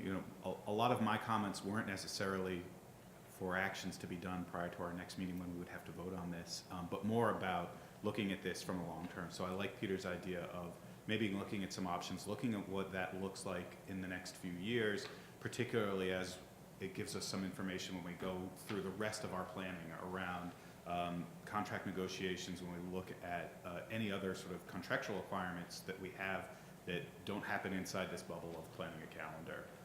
And so, I would reiterate my appreciation for the work that was done to get us to this calendar for next year, but not necessarily say that we need to have all this work done prior to voting on next year's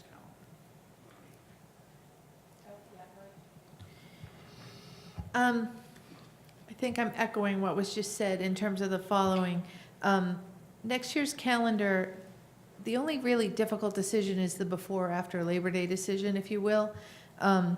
There's only, of all the holidays that have been discussed this evening, there's only one that's on a school day next year. However, to speak to going out 3 or 4 years, the next year there are 3, the following year there are 6. So I do think it's worth, all the information is in the report, other than a better description, I think, of the holidays. We do have draft calendars, 2 draft calendars for next year, one before Labor Day, one after Labor Day. They both maintain the holidays that have been discussed this evening as no school days, and there's a reasonable end of school time. So, you asked what the timeline is. There isn't a deadline. If you did it in January, I think that would be okay, but I don't think there's a lot to decide for next year. What I don't want to do is start this over next year and the year after and the year after. Adam, to your point of having a good committee with representation from the teachers union, this is what this was. So we had an ongoing discussion. Yes, there are a couple questions around contractual language that we could continue to have and come back with some more information about.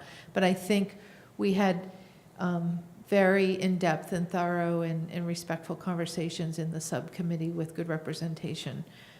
So anyway, I think you can go ahead and make a decision about next year, hopefully next week. And it sounds like we could maintain what we have had. And then I do think there's value in making a longer-term decision about whether you're adding other holidays or not going forward. I just want to revisit what the Adam suggested, which we're going to. It's better for us to understand each holiday, and then before we make the decision. I just I personally thank you for those Jewish people talking about how they spend their holidays in the temple. So this is a good thing to know that they need a notice or a day off for their holidays. But I do want to mention another two holidays, Chinese New Year holidays in China. Nationally, they have 1 week off to 10 days off nationally, officially, and then you can learn how important it is, in China those Chinese people, and also the Diwali. I know that it's a national holiday in India, so it's also very important for them as well. So I'm not sure about other holidays, but other people can tell, how they spend their holidays. So I do want to suggest that the school committee understand how each holiday, how the people spend with each holiday, how they celebrate each holiday before make the decision. So, all right, thank you. Can I make a suggestion that if it would be possible to continue the the calendar subcommittee so that we actually have some kind of a process in place to look at this so we don't have to start over again next year? Marie, would that be something that we could do? Yeah, so I think that's exactly what we should do, is continue the calendar subcommittee. They're going to love me volunteering them. And come back maybe, I don't know, February, March, April, something like that, with more information about the other cultural and religious celebrations. And in terms of Paul's, I appreciate his point that current committees can't bind future committees, but this is really, I think you can set the stage for what will be done. And it's almost more of a policy point of view that can be done from the calendar subcommittee to you guys. Yeah, I was thinking in terms of making decisions on future, but if we're gathering in data, I really like that idea. And then so that we have it, so that whatever committee in the future does need to make the decision, that the data's all there. I love that idea. Peter, can you clarify what calendar you will bring in the next meeting? Actually, I think Diane. So so next week, I think because of the discussion tonight, it makes sense to vote the calendar for next year next week. Having said that, the calendar subcommittee will continue to remain an entity. It won't dissolve when we vote. It will continue its work to formulate a long-term plan for things like including Jewish holidays and setting out some guidelines for some of the calendar work that causes a lot of problems in the community when it's ongoing like this. Does that make sense, everybody? And that it's really kind of I think it's a policy. It can, we're not binding, we're not voting multiple calendars. But we can establish a policy around these kinds of things. Policy, best practices, or yes. So we will just vote next year's calendar next week. So the next meeting will have a couple options. in terms of which one to And vote. so the subcommittee submitted options, and my understanding is we will choose from among those options. We won't be receiving any new calendars to consider. So there are two options in the packet. One is starting before Labor Day, the other is starting after Labor Day. They both have Rosh Hashanah, Yom Kippur, and Good Friday as no school days. Diwali, Lunar New Year, and Ides are not on school days next year.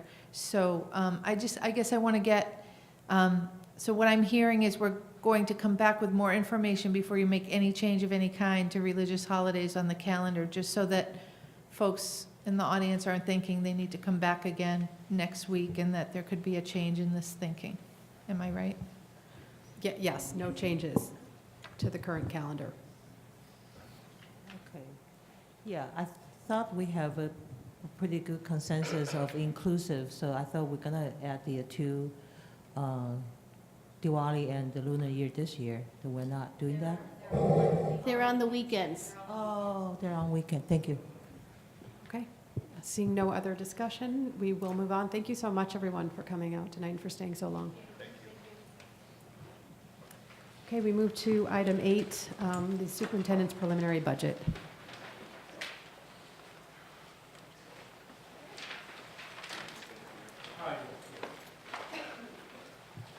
And I thought everyone was here for the budget.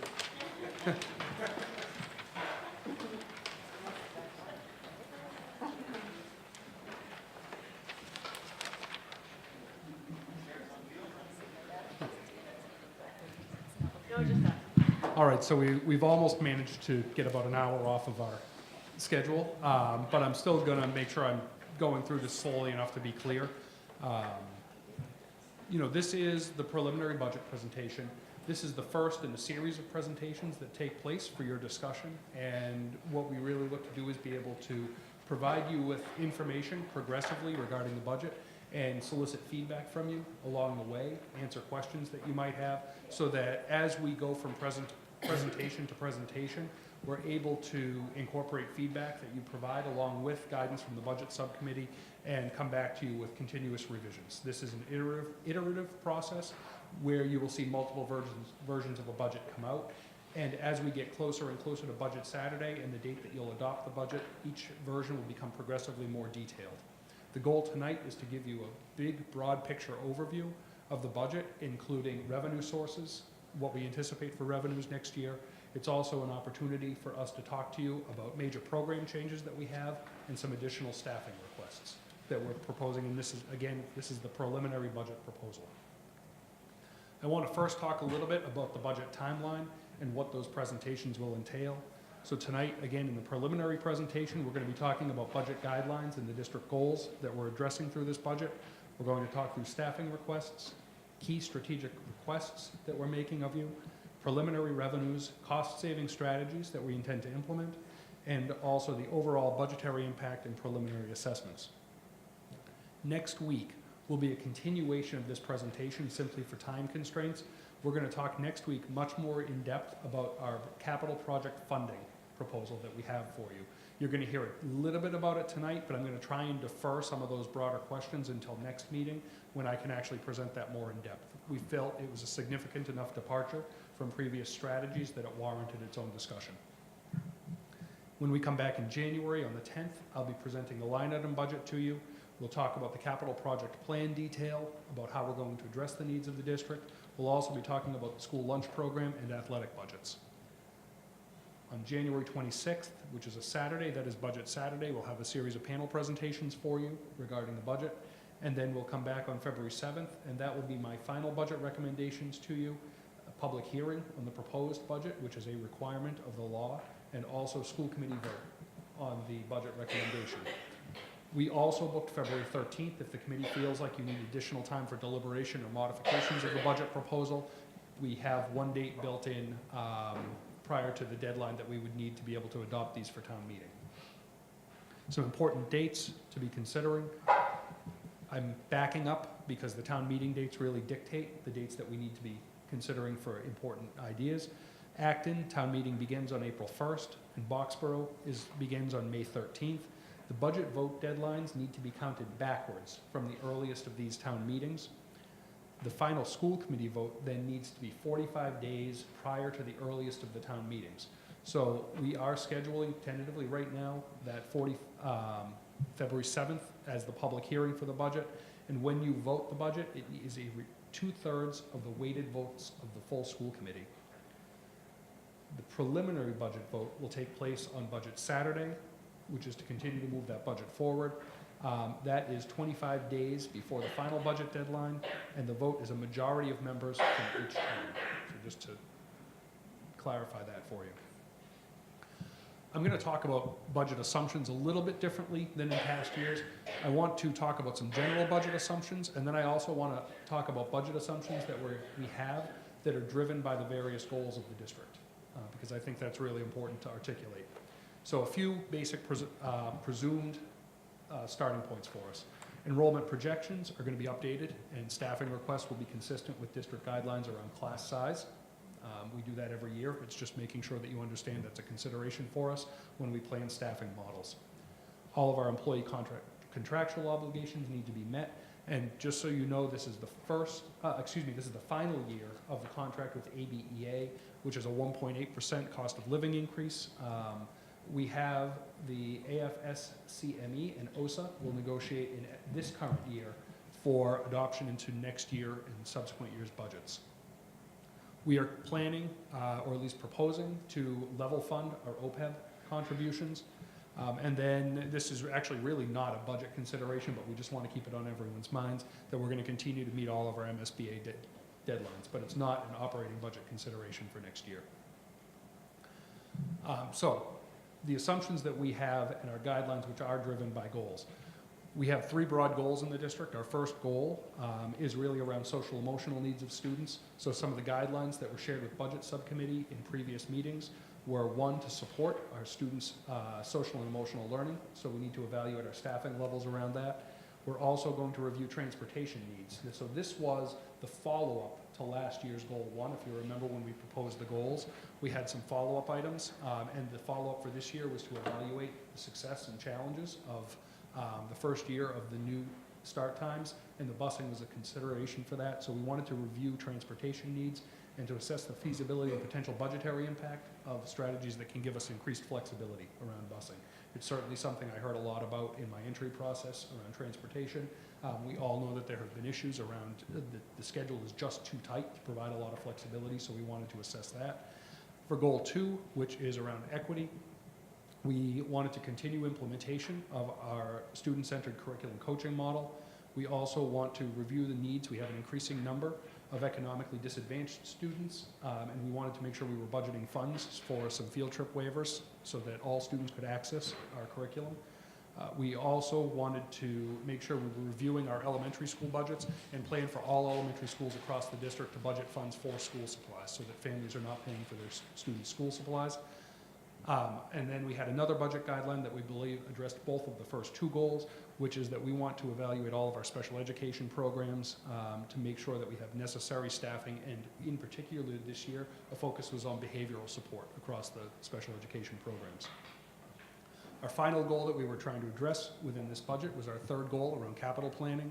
And we wanted to make sure that this continued to be a priority both for long-term, short-term, and kind of medium-term. I don't know what else, maybe there's another term, Gary, you probably can give me that term, but I called it medium-term. And we want to come to you with a funding plan for these capital requests and also with a plan to articulate how we're getting these done over the next few years. To cut right to the chase, the overall budgetary impact. What we're proposing to you in the preliminary budget is a $91 million budget, just a little bit north of that, $91,111,306 to be specific. That is a almost $4 million increase from last year. The overall percentage increase that we're proposing is 2.69% increase. You can see the rest of the slides, but just a couple highlights of that. Based on the enrollment shifts, we are projecting Acton at a 2.68% assessment increase, and for Boxborough, the assessment increase would be 2.20. These are different numbers than were presented at the town meetings last year. The original enrollment projections, this is one of the first years, or the first year, where the enrollment projections really come strongly into play in the allocation of the assessments between the communities. We anticipated enrollment in Boxborough going up, and it actually decreased over the period of time. So when we went to Boxborough Town Meeting last year, for example, I think it was actually just over 5% increase that we were telling Boxborough to expect this year. That's actually at 2.20%. So just to kind of keep that in mind, I wanted to make sure you understood why that number might be strikingly different. The next portion of this presentation, I want to talk about revenues, I want to talk about cost savings, and I also want to talk about some of the cost reduction strategies and efficiencies that we're looking for out of this budget to be able to accomplish some of our goals. Revenues, we're anticipating based on a $20 per student budget. Some years we budgeted $25. This is not an election year. There's not a lot at stake in the state to increase education funding. So we're starting our budget by going conservative for Chapter 78 increases, and that's about $164,000. In transportation aid, which is Chapter 71, if you remember this current year, we used E&D money to pay for the additional busing. The transportation formula is a reimbursement formula, so next year the significant increase in transportation aid is largely due to the fact that we're being reimbursed for the increase in cost this year. We budgeted an additional $100,000 in investment income based on the historical performance that we're seeing over the last year or two. That could have changed today based on the news, but we're hoping that that's a consistent number, and we believe that will continue to be accurate. And then Medicaid revenues, we're anticipating an additional $50,000 in revenue. So overall, our revenues we're anticipating increasing about $883,000, $884,000.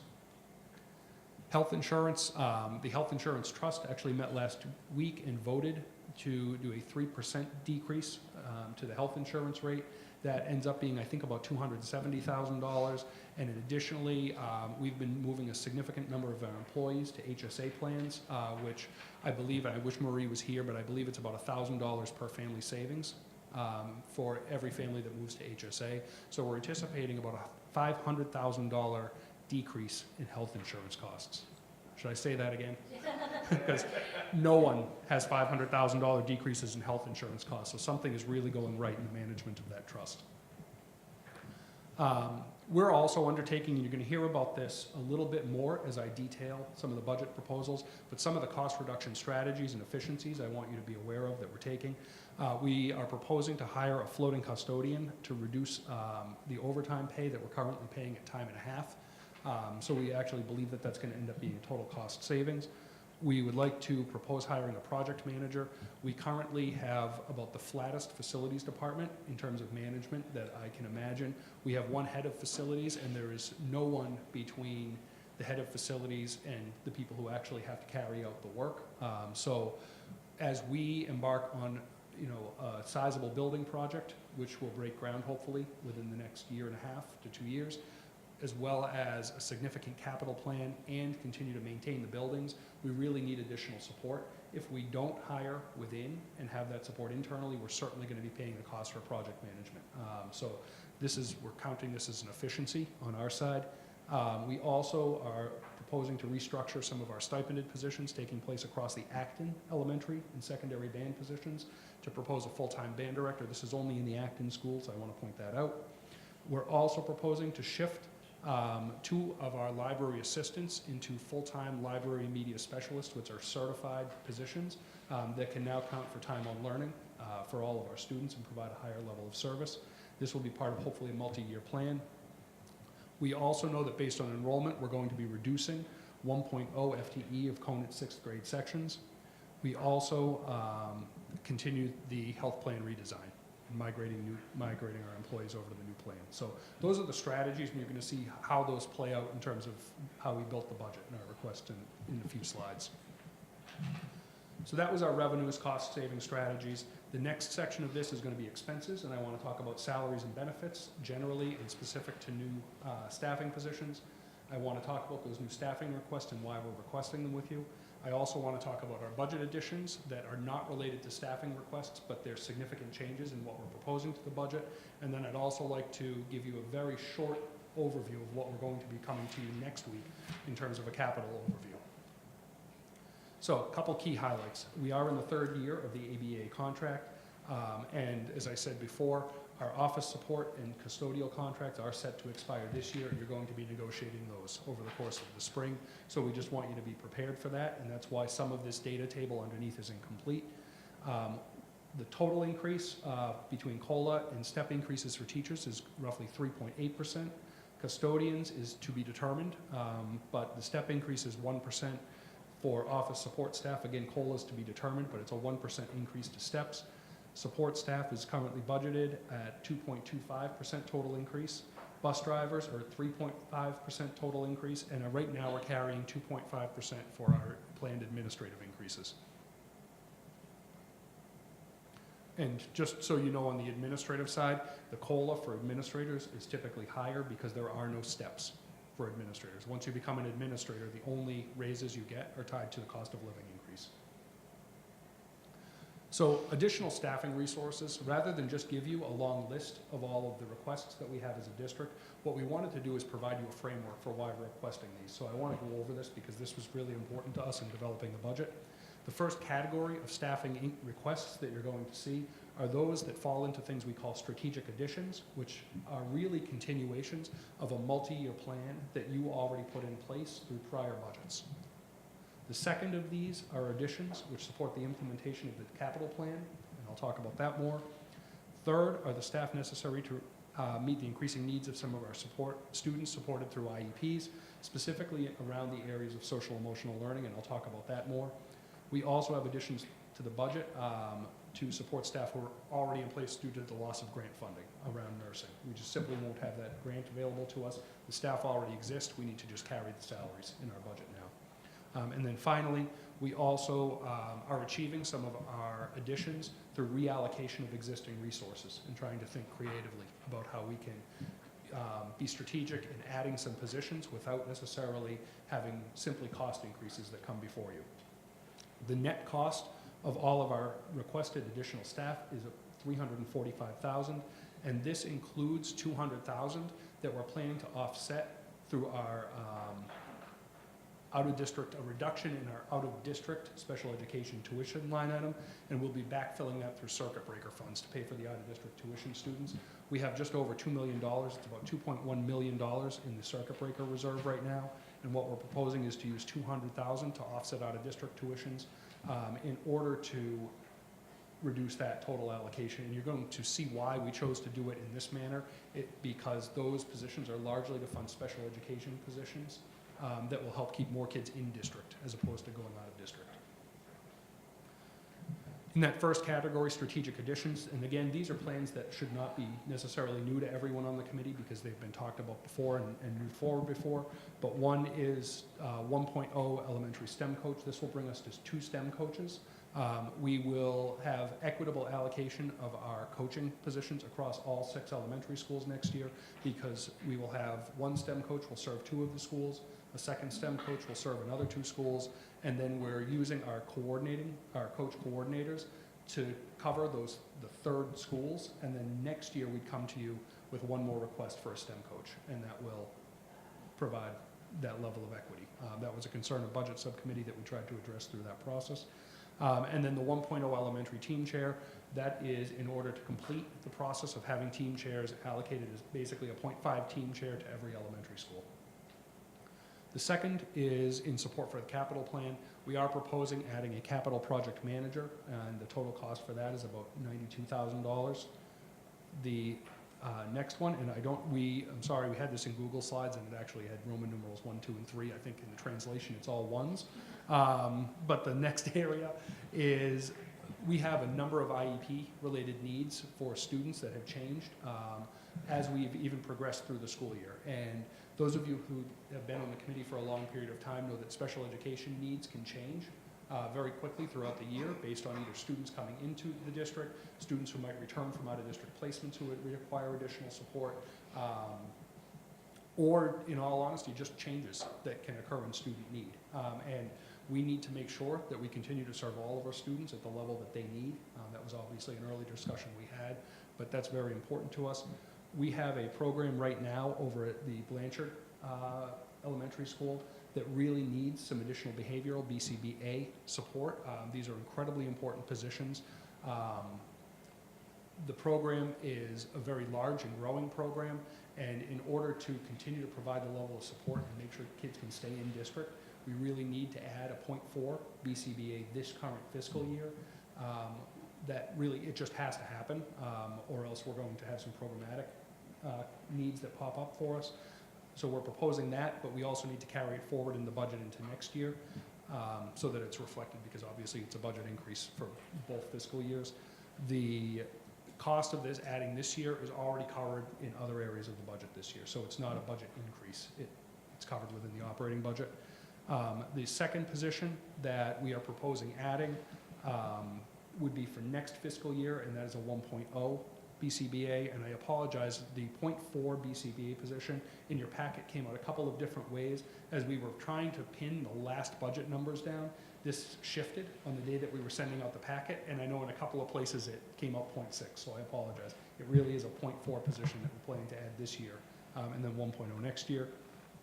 We're also proposing to add a school psychologist, which will be 0.6 at the junior high school. They've added some programs where some students require additional support.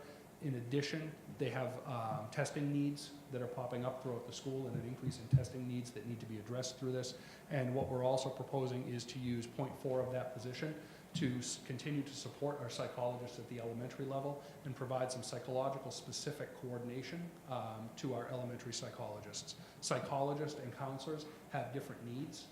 Psychologists typically have more coordination through the special education department because of testing needs that they have above and beyond what school counselors might need to do. So we want to make sure that the elementary counselors, elementary psychologists are receiving that same level of support. And then we also are proposing to add, and again, this is a current fiscal year add that will carry forward. We had a significant increase in the number of students in our class program, and we really need to add a special educator in the current fiscal year to make sure that we have an appropriate student-to-teacher ratio.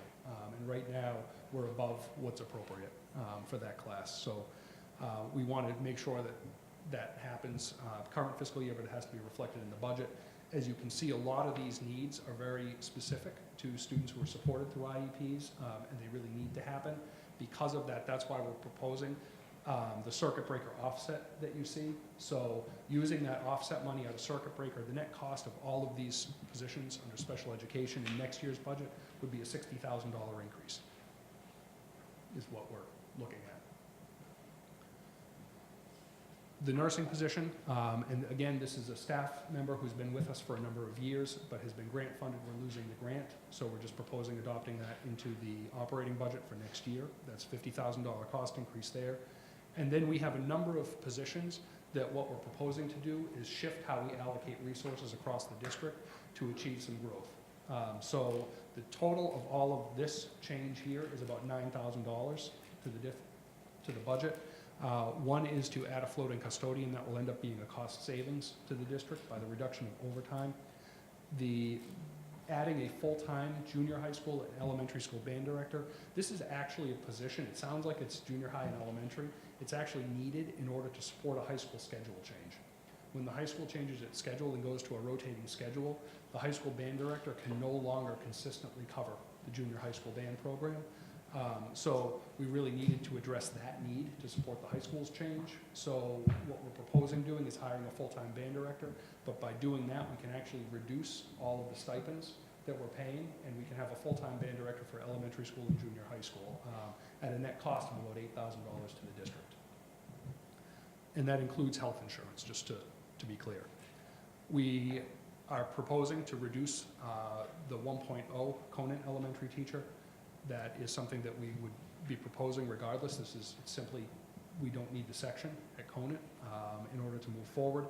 And what we'd like to do is use some of that cost savings to realize some additional support for the high school counseling department. We currently have a 0.9 counselor at the high school who is not seeing a caseload of students. Instead, they're providing a lot of administrative support around MCAS, around Naviance, which is the college planning portal, and they're helping to coordinate some of the wellness programs at the high school. The thought process is that we can restructure how those platforms are supported by adding a 19-hour assistant to the high school, and then that counselor will be able to actually take on a full-time load of students. So they'll basically gain an additional counselor at the high school. Person is already in place. It's just shifting areas of responsibility and backfilling some of the support behind it. And then finally, what we're proposing to do is shift, right now we have 2 of our library media assistants. We would like to shift that resource to become 2 full-time library media specialists who are, again, certified teachers. They teach the class. It's not just maintaining libraries. This will be a significant benefit to our students over time, and this is part of a multi-year plan. It's about $30,000 per staff member, so it's a total of $60,000 added to the budget. So all said, all of those, with the circuit breaker offset that we're proposing, is a net addition of $345,000 to next year's operating budget. I want to also talk about some of our budgetary additions. Specifically, I chose to focus on those that support the work around equity because this is one of our values and it's certainly a goal that we've had. I want to highlight that. We are proposing to add to each school's budget a field trip assistance fund. We've calculated the field trip assistance fund at $100 per student who qualifies for free and reduced lunch. So the allocation will vary by school based on the actual student need of that school. That total is $57,000. It's actually $100, but I didn't include that on this slide. It's accounted for in the line item. All of our elementary student supplies will be included in school budgets starting next year. 4 of the 6 elementary schools already do it. The other 2 are just planning to include it in their operating budgets. There's no increase to the budget in order to do that, but we want to highlight it. Finally, what we're proposing, not finally, but we're also proposing adding a wraparound services contract. What we see and what we heard from our elementary principals is that our counselors are spending a lot of time working to connect families within the community to outside support services.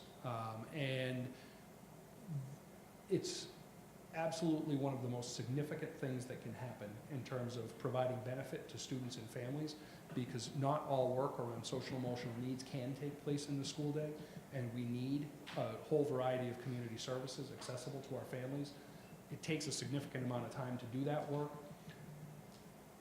If we tried to bring this as a position in-house, it would probably take us 1 to 2 years to build the capacity and the network for someone internal to be able to have the network to be able to communicate with all of the different professional services around. What we're proposing is to contact through Assabet Valley Collaborative in order to provide this service, and it's really a family support specialist. So we would have, I want to explain this a little bit more so you have a sense of it.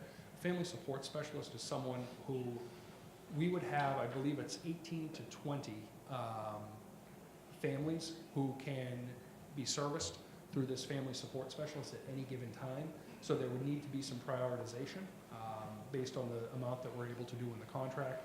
But we would coordinate families with the highest needs to be able to work with this. And as one family phased out of that program, another family could be brought in. So it's not just about 18 to 20 families over the course of a year. It's actually about kind of floating back and forth. But this is absolutely a critical add to the budget, I think. And then finally, this is something we've been working on since the beginning of the summer, but we are working with the Anti-Defamation League and planning to bring in the World of Difference program to the high school next year. They're very, very excited about undertaking that. We just had a meeting with ADL and the high school administration, and they were, immediately on board with that. So the $20,000 here is in the budget in order to support the stipends needed for program coordinators and also first-year costs of providing training for the high school students, the program coordinators, and the faculty, and they'll actually also do some community presentation as well. That's around equity. In terms of other additions, we're proposing about $365,000 in other additions to the budget. The first one, right now I have $180,000 reserved pending the results of a transportation assessment I chose to have done. We contracted with GPI to assess our transportation system to provide us additional feedback if we could improve our bus route times to either 40 minutes or 35 minutes as the maximum ride time. What would it take to do that? We know, based on our experience hiring bus drivers, we're not going to be able to hire and manage 5 additional bus drivers or 6 additional bus drivers, but what we're budgeting for is to try and give us enough leeway that if we could hire up to 3 additional bus drivers, what are the improvements we could make? I was hoping that I could have met with GPI prior to tonight's meeting to have a better number. Unfortunately, that meeting takes place tomorrow, which is not helpful tonight, but we will certainly give you more information about the results of that assessment as we move forward. But I wanted to highlight that we recognize the need within the community, and we wanted to make sure we reserved funds. Finally, we have a number of activity stipends that we're proposing as well. The athletic assistant coaches, which is about $27,000, is actually the continuation of a 3-year plan. This is the third in a 3-year plan to add the assistant coaches to our varsity sports. So this, again, is not a new item, it's just continuation. We also want to hire a high school theater tech. The current person who does the theater tech for everything that goes on at the high school is also the same person who does all of our technology infrastructure and set up all of our microphones for tonight. Unfortunately, we're getting to a point with usage where we run the risk of burning staff out if we continue to try and have someone perform a full-time job and do all of the outside work. So what we're proposing is having money so we can hire a second person to do the theater tech side of the job and not burn out our full-time staff member with all these requests. We also are proposing adding $5,000 to the budget to cover the costs of the junior high school musical director. Currently, those costs are covered through show revenues, but what's happening is it's really limiting the repertoire that the junior high school drama program can do. They basically are constrained to doing a Disney musical every year just to bring in enough people into the show. They'd like to expand their repertoire a little, but unfortunately, without having the position to cover it, they're constrained just to thinking about how many seats can we sell for a show. So this is to support that. And then finally, we have significant interest at the high school for a fencing program. And while it will be largely funded through user fees, there's probably about a $2,500, well, $2,314 difference that we would need to add to the budget to support that. It's a great reflection of the diversity of the community and different interests that our students are showing in the program. So we have included that here. Capital program. I'm going to give you the very brief overview, probably enough that you're going to want to ask more questions, which I'm hoping to defer till next meeting. Right now, what we're proposing is that the district allocate $20 million over the next 12 years to capital funding. The way we'd like to do that is, and this number is still pending some of the work of the capital subcommittee, but right now what we're approximating is to propose about a $7.5 million bond that will be funded within the district's operating budget. This is not seeking additional debt relief from either community. It is funded within the school district's operating budget. That will give us an initial $7.5 million. That would also give us about $10 million over the first 2 years of this 12-year plan in order to address our highest priority needs. The way that that would be broken down, we're also proposing to increase our next year operating budget by $250,000 in capital. So instead of $1 million allocation, it goes to a $1.25 million allocation. The following year, FY21, we're proposing an additional $250,000 increase to capital to bring it to $1.5 million. And then in years 3 through 12 of this plan, we're proposing to continue to increase capital by 2.5% per year as a target. And that would actually fund the standard, I believe, in the industry is to have about 1% of your building assets in capital every year for improvements. Currently, our assessed value for buildings is about $82 million. However, we're about to bring a major elementary school on board that could easily double that for the assessed value. At the end of this plan, and the spreadsheet is actually already in your packet so you can see it, we'll actually have just over 1% allocated toward capital. So we'd have over $1.8 million a year allocated to capital if we can follow this plan religiously. Except we're secular, sorry.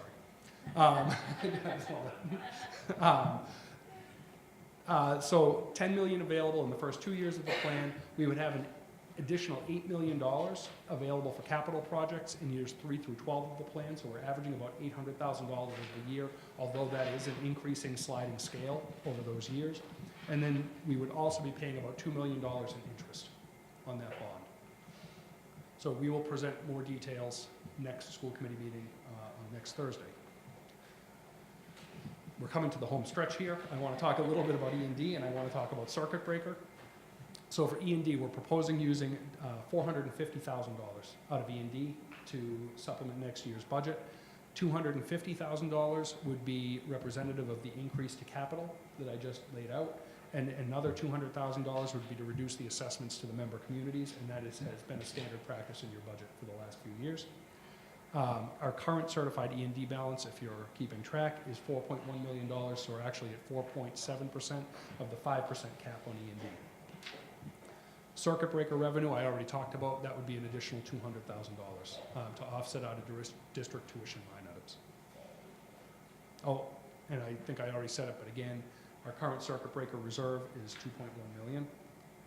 And then just to come back to the overall slide, this adds up, it's a 2.69% increase overall to the operating budget, 2.68 for the assessment to Acton, 2.20 to the assessment for Boxborough, and again, these are preliminary numbers and subject to change as we learn more and gather more information. So with that said, I'm happy to take questions.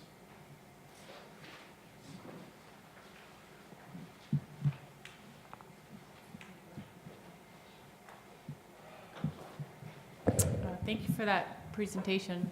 I was happy to see the professional librarian status for 2 of our library assistants. So I guess the increase of I think it was $60K is because they already have an existing salary that you would that's allocated for 2 assistants. I guess I had 2 questions. One, would you hire anew or propose that those assistants go to school? And second, how do you choose which schools to start with? I'm just curious. I think Marie's going to address that. So yeah, it's a little bit confusing in that we currently have full-time assistants as our library media staffing in each of our schools. Over the last few years, we've lost 3 or 4 long-time, full-time library media assistants to other districts as they've gotten certified to be certified librarians.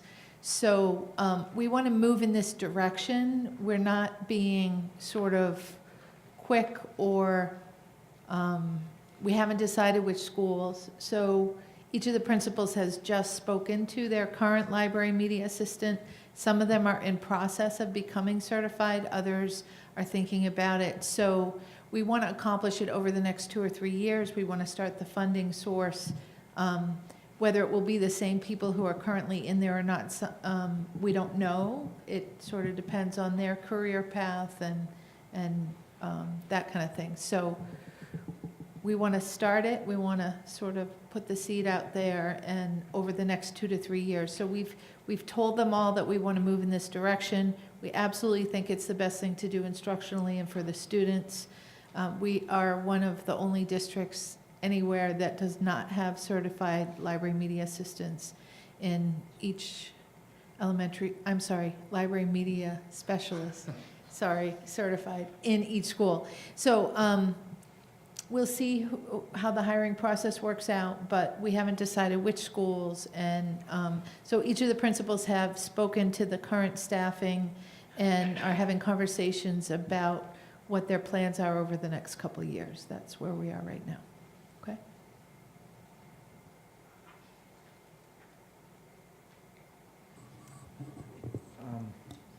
So I'm just delighted to hear about the health insurance, but it seems too good to be true.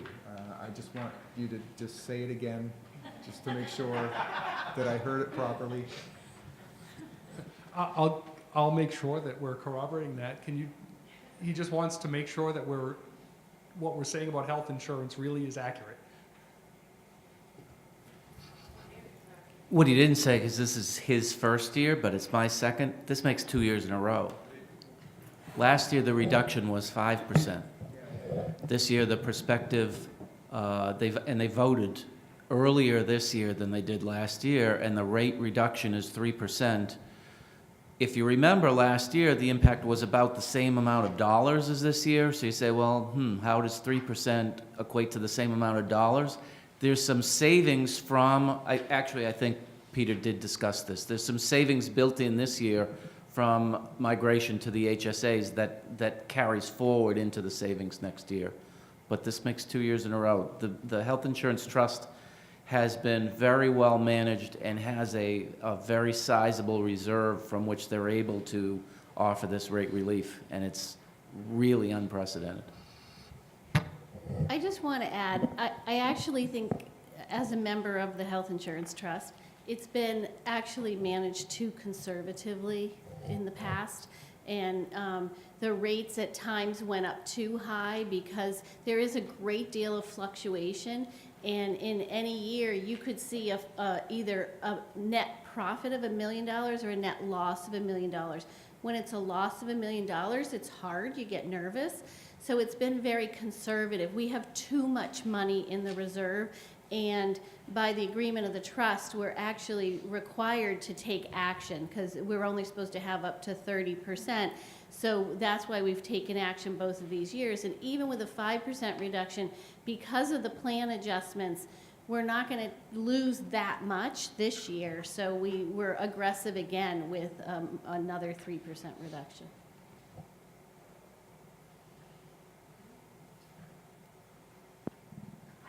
So this is the first year that for me to participate in this budget process. Can you, because in the school tour, I cannot speak this way, that we were in one of the class, I don't even remember what class is it, and I remember that, but I remember that was a high school class, and it was very crowded, and it was saying that the number is pretty high, and but the teacher was very experienced, so the teacher was able to handle.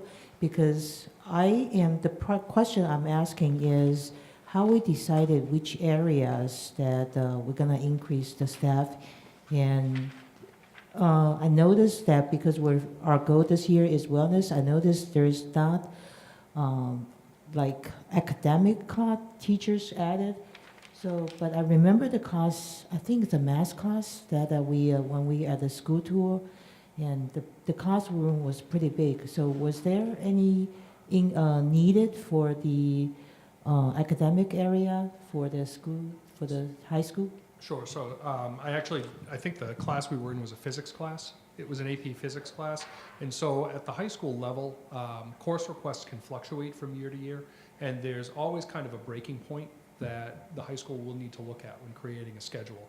And oftentimes they will make a determination. So sometimes I think there were maybe 31 students in that physics class, and they have the staffing, but what happens is they are sometimes forced to choose between either having sections of 15 students and having 2 sections, and then maybe having other areas where it might go to 27, or they might combine some of those, what we call oftentimes either singleton classes or doubles in a high school schedule. They might combine those based on the need in a given year. But it's something that when they look at the overall staffing increase, that they couldn't just add a teacher to address that one need. It just happens to come up. So it's not really a clean process in a high school schedule. I have a sense of that because I built schedules for 10 years as a high school administrator. So there's always going to be some isolated sections within a high school that end up being large because there's a number of requests that you just can't justify having 12 to 15 students in a class. It's just not right. So that's really the sense. The high school felt that moving into next year, they had adequate academic staffing, but what they really needed was counseling support.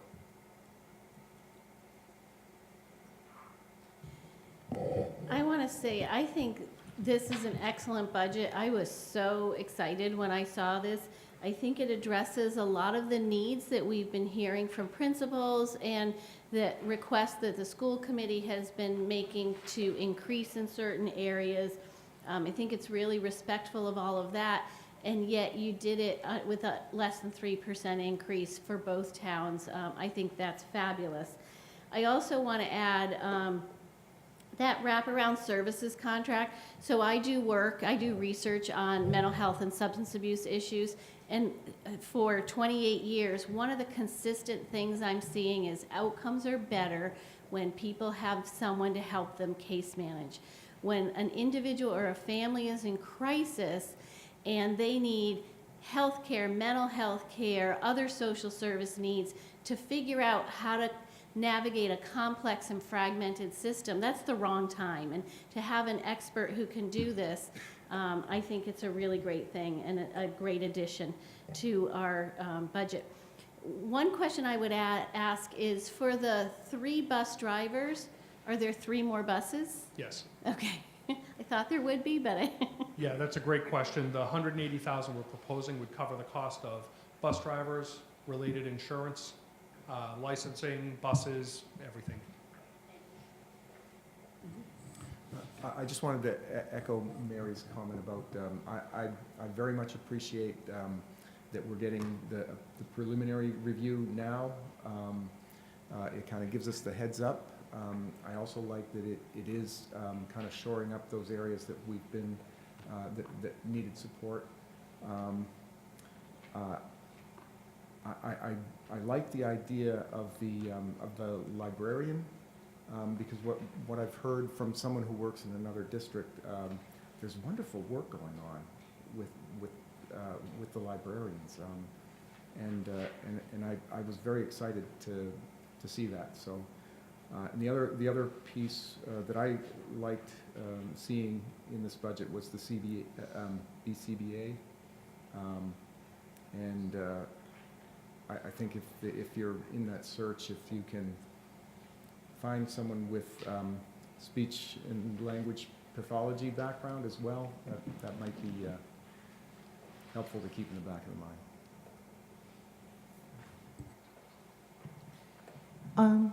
This is another, if I have the budget 101, I probably won't have this question. But in the budgetary expense highlights table, there is the 1.8%, 2.0%. On that table, is it all defined in the contract? Is there anything on there that's decided by the school? The only thing that's non-contractual obligation is the administrator salary increase and the COLA. Oh, excuse me. No, I'm sorry. Sorry. There's one more. Top 3 rows That's right. Thank are you. union contracts. The bottom 3 rows are non-union contracts, so they are decided by the district. Thank you. So then the follow-up question is, can you kind of elaborate how the number is decided?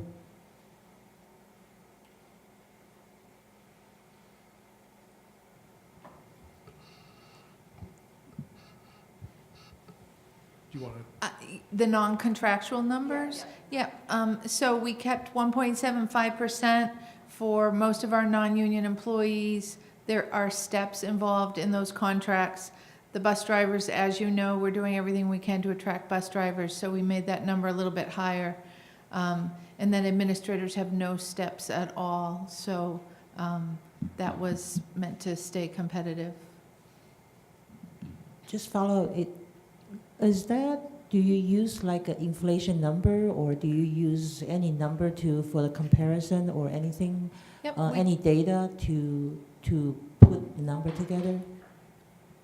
Yep, both when we're negotiating and in our annual budgets, we're looking at comparing to other districts. We're comparing salaries by position, as well as inflation is used quite a bit in negotiations. So yes, and we also are looking for parity among employees. Okay, thank you, Peter.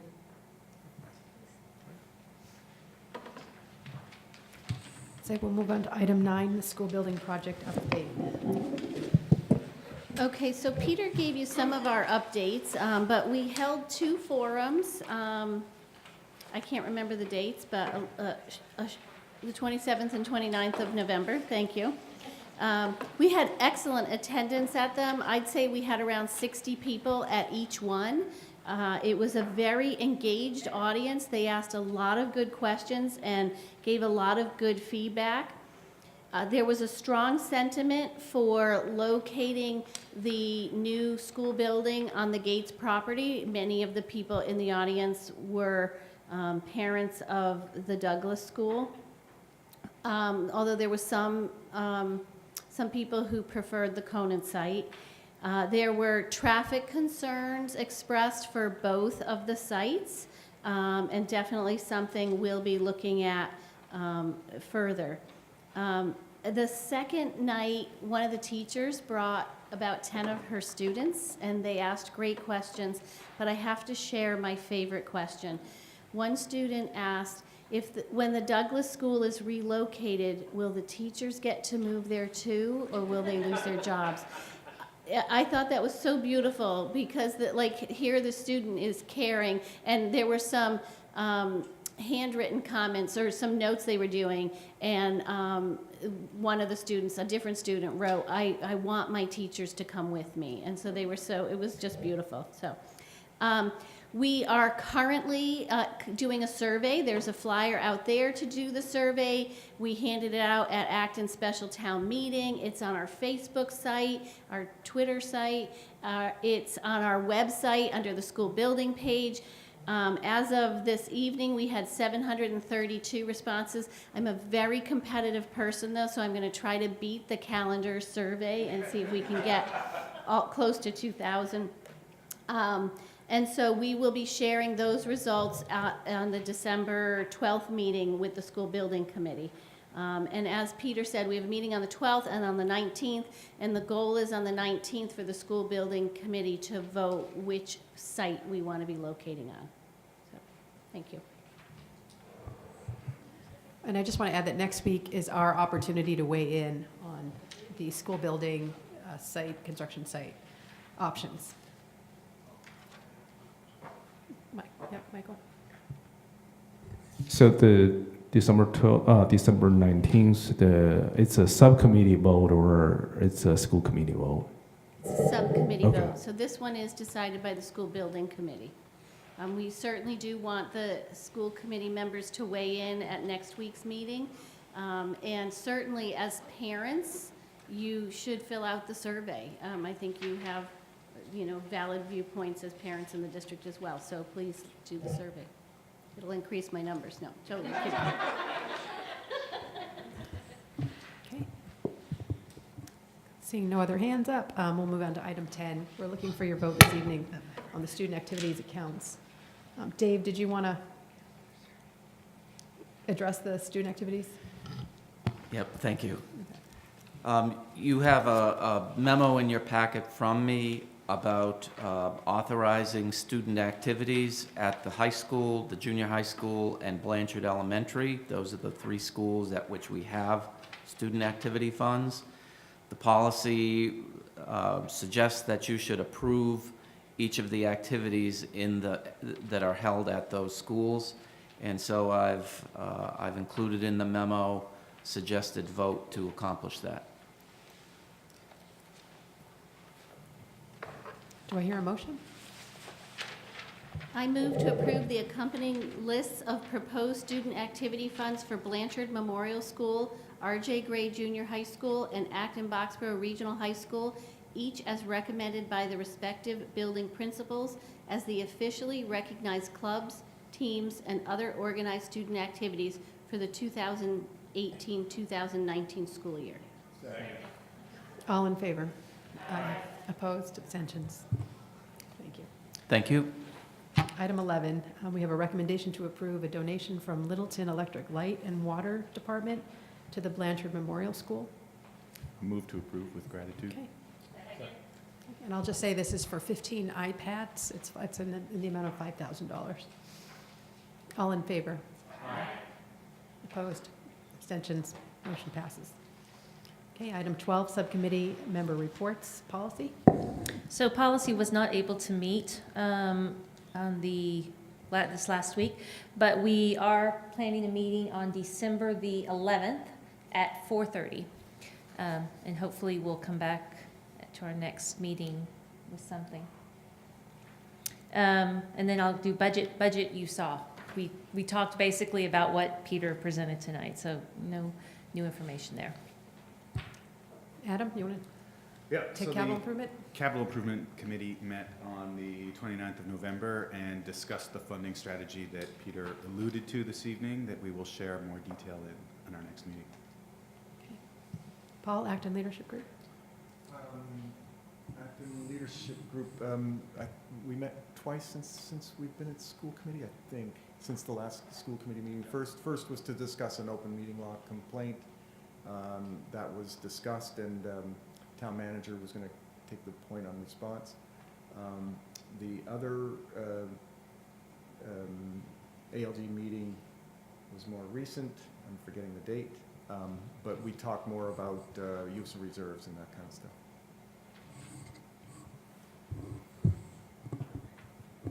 Okay, that wraps it up for this evening. I'll draw your attention to the FYI briefly of their Basic Rights and Special Education Workshop, Monday, December 10th at 7 at the R.J. Gray Library, and an open meeting law training. And I know it's not the first thing on everybody's mind, but really, really important to do. Tuesday, December 18th at 4:30, and again at 6:30 p.m. In Acton Town Hall, room 204. Amy? I have I forgot to say something. The FinCom, is there anyone that can go to the FinCom meeting on Tuesday? It's the winter chorus concert, and my son is in it. So if there's anyone that can attend that meeting, please let me know. I think six. It's next Tuesday, the 11th, I think. Tuesday, yeah. Angie, can you go to that, or are you wondering? Okay, so can someone get back to you? Right? Yeah. Okay. All right. And I just want to recover from being completely neglectful in thanking, Dave Vertolino and Marie Altieri in helping to put this budget together, as well as every other central office administrator and school principal. This is hours and hours and hours of time that people spent putting this budget together. A lot of really productive deliberations, but in particular, just huge thanks to Dave and really incredible thanks to Marie. This was my first budget presentation here in the district, and I certainly would not have been able to put that together without them. So thank you, and I apologize for not having done that first. I meant to, and I knew I was going to forget something, so sorry. Okay, our next meeting is on December 13th. It's back at the junior high school library. Okay, I just want everybody to be clear on that. Okay, yeah, I like the chairs too. Do I hear a motion to adjourn? I just want to add the ADCO meeting a little bit, because I attended the ADCO meeting, and in there. So is this the blizzard bags? Yes. Okay, so I appreciate you wanting to share. I think we heard a lot about EDCO and the blizzard bags during the previous presentation. I'm only adding one sentence, which is a lot of districts are looking into this right now. Just want to add that. Okay, thank you. Do I hear a motion to adjourn? Okay, all in favor? Aye. Okay, good night, everyone.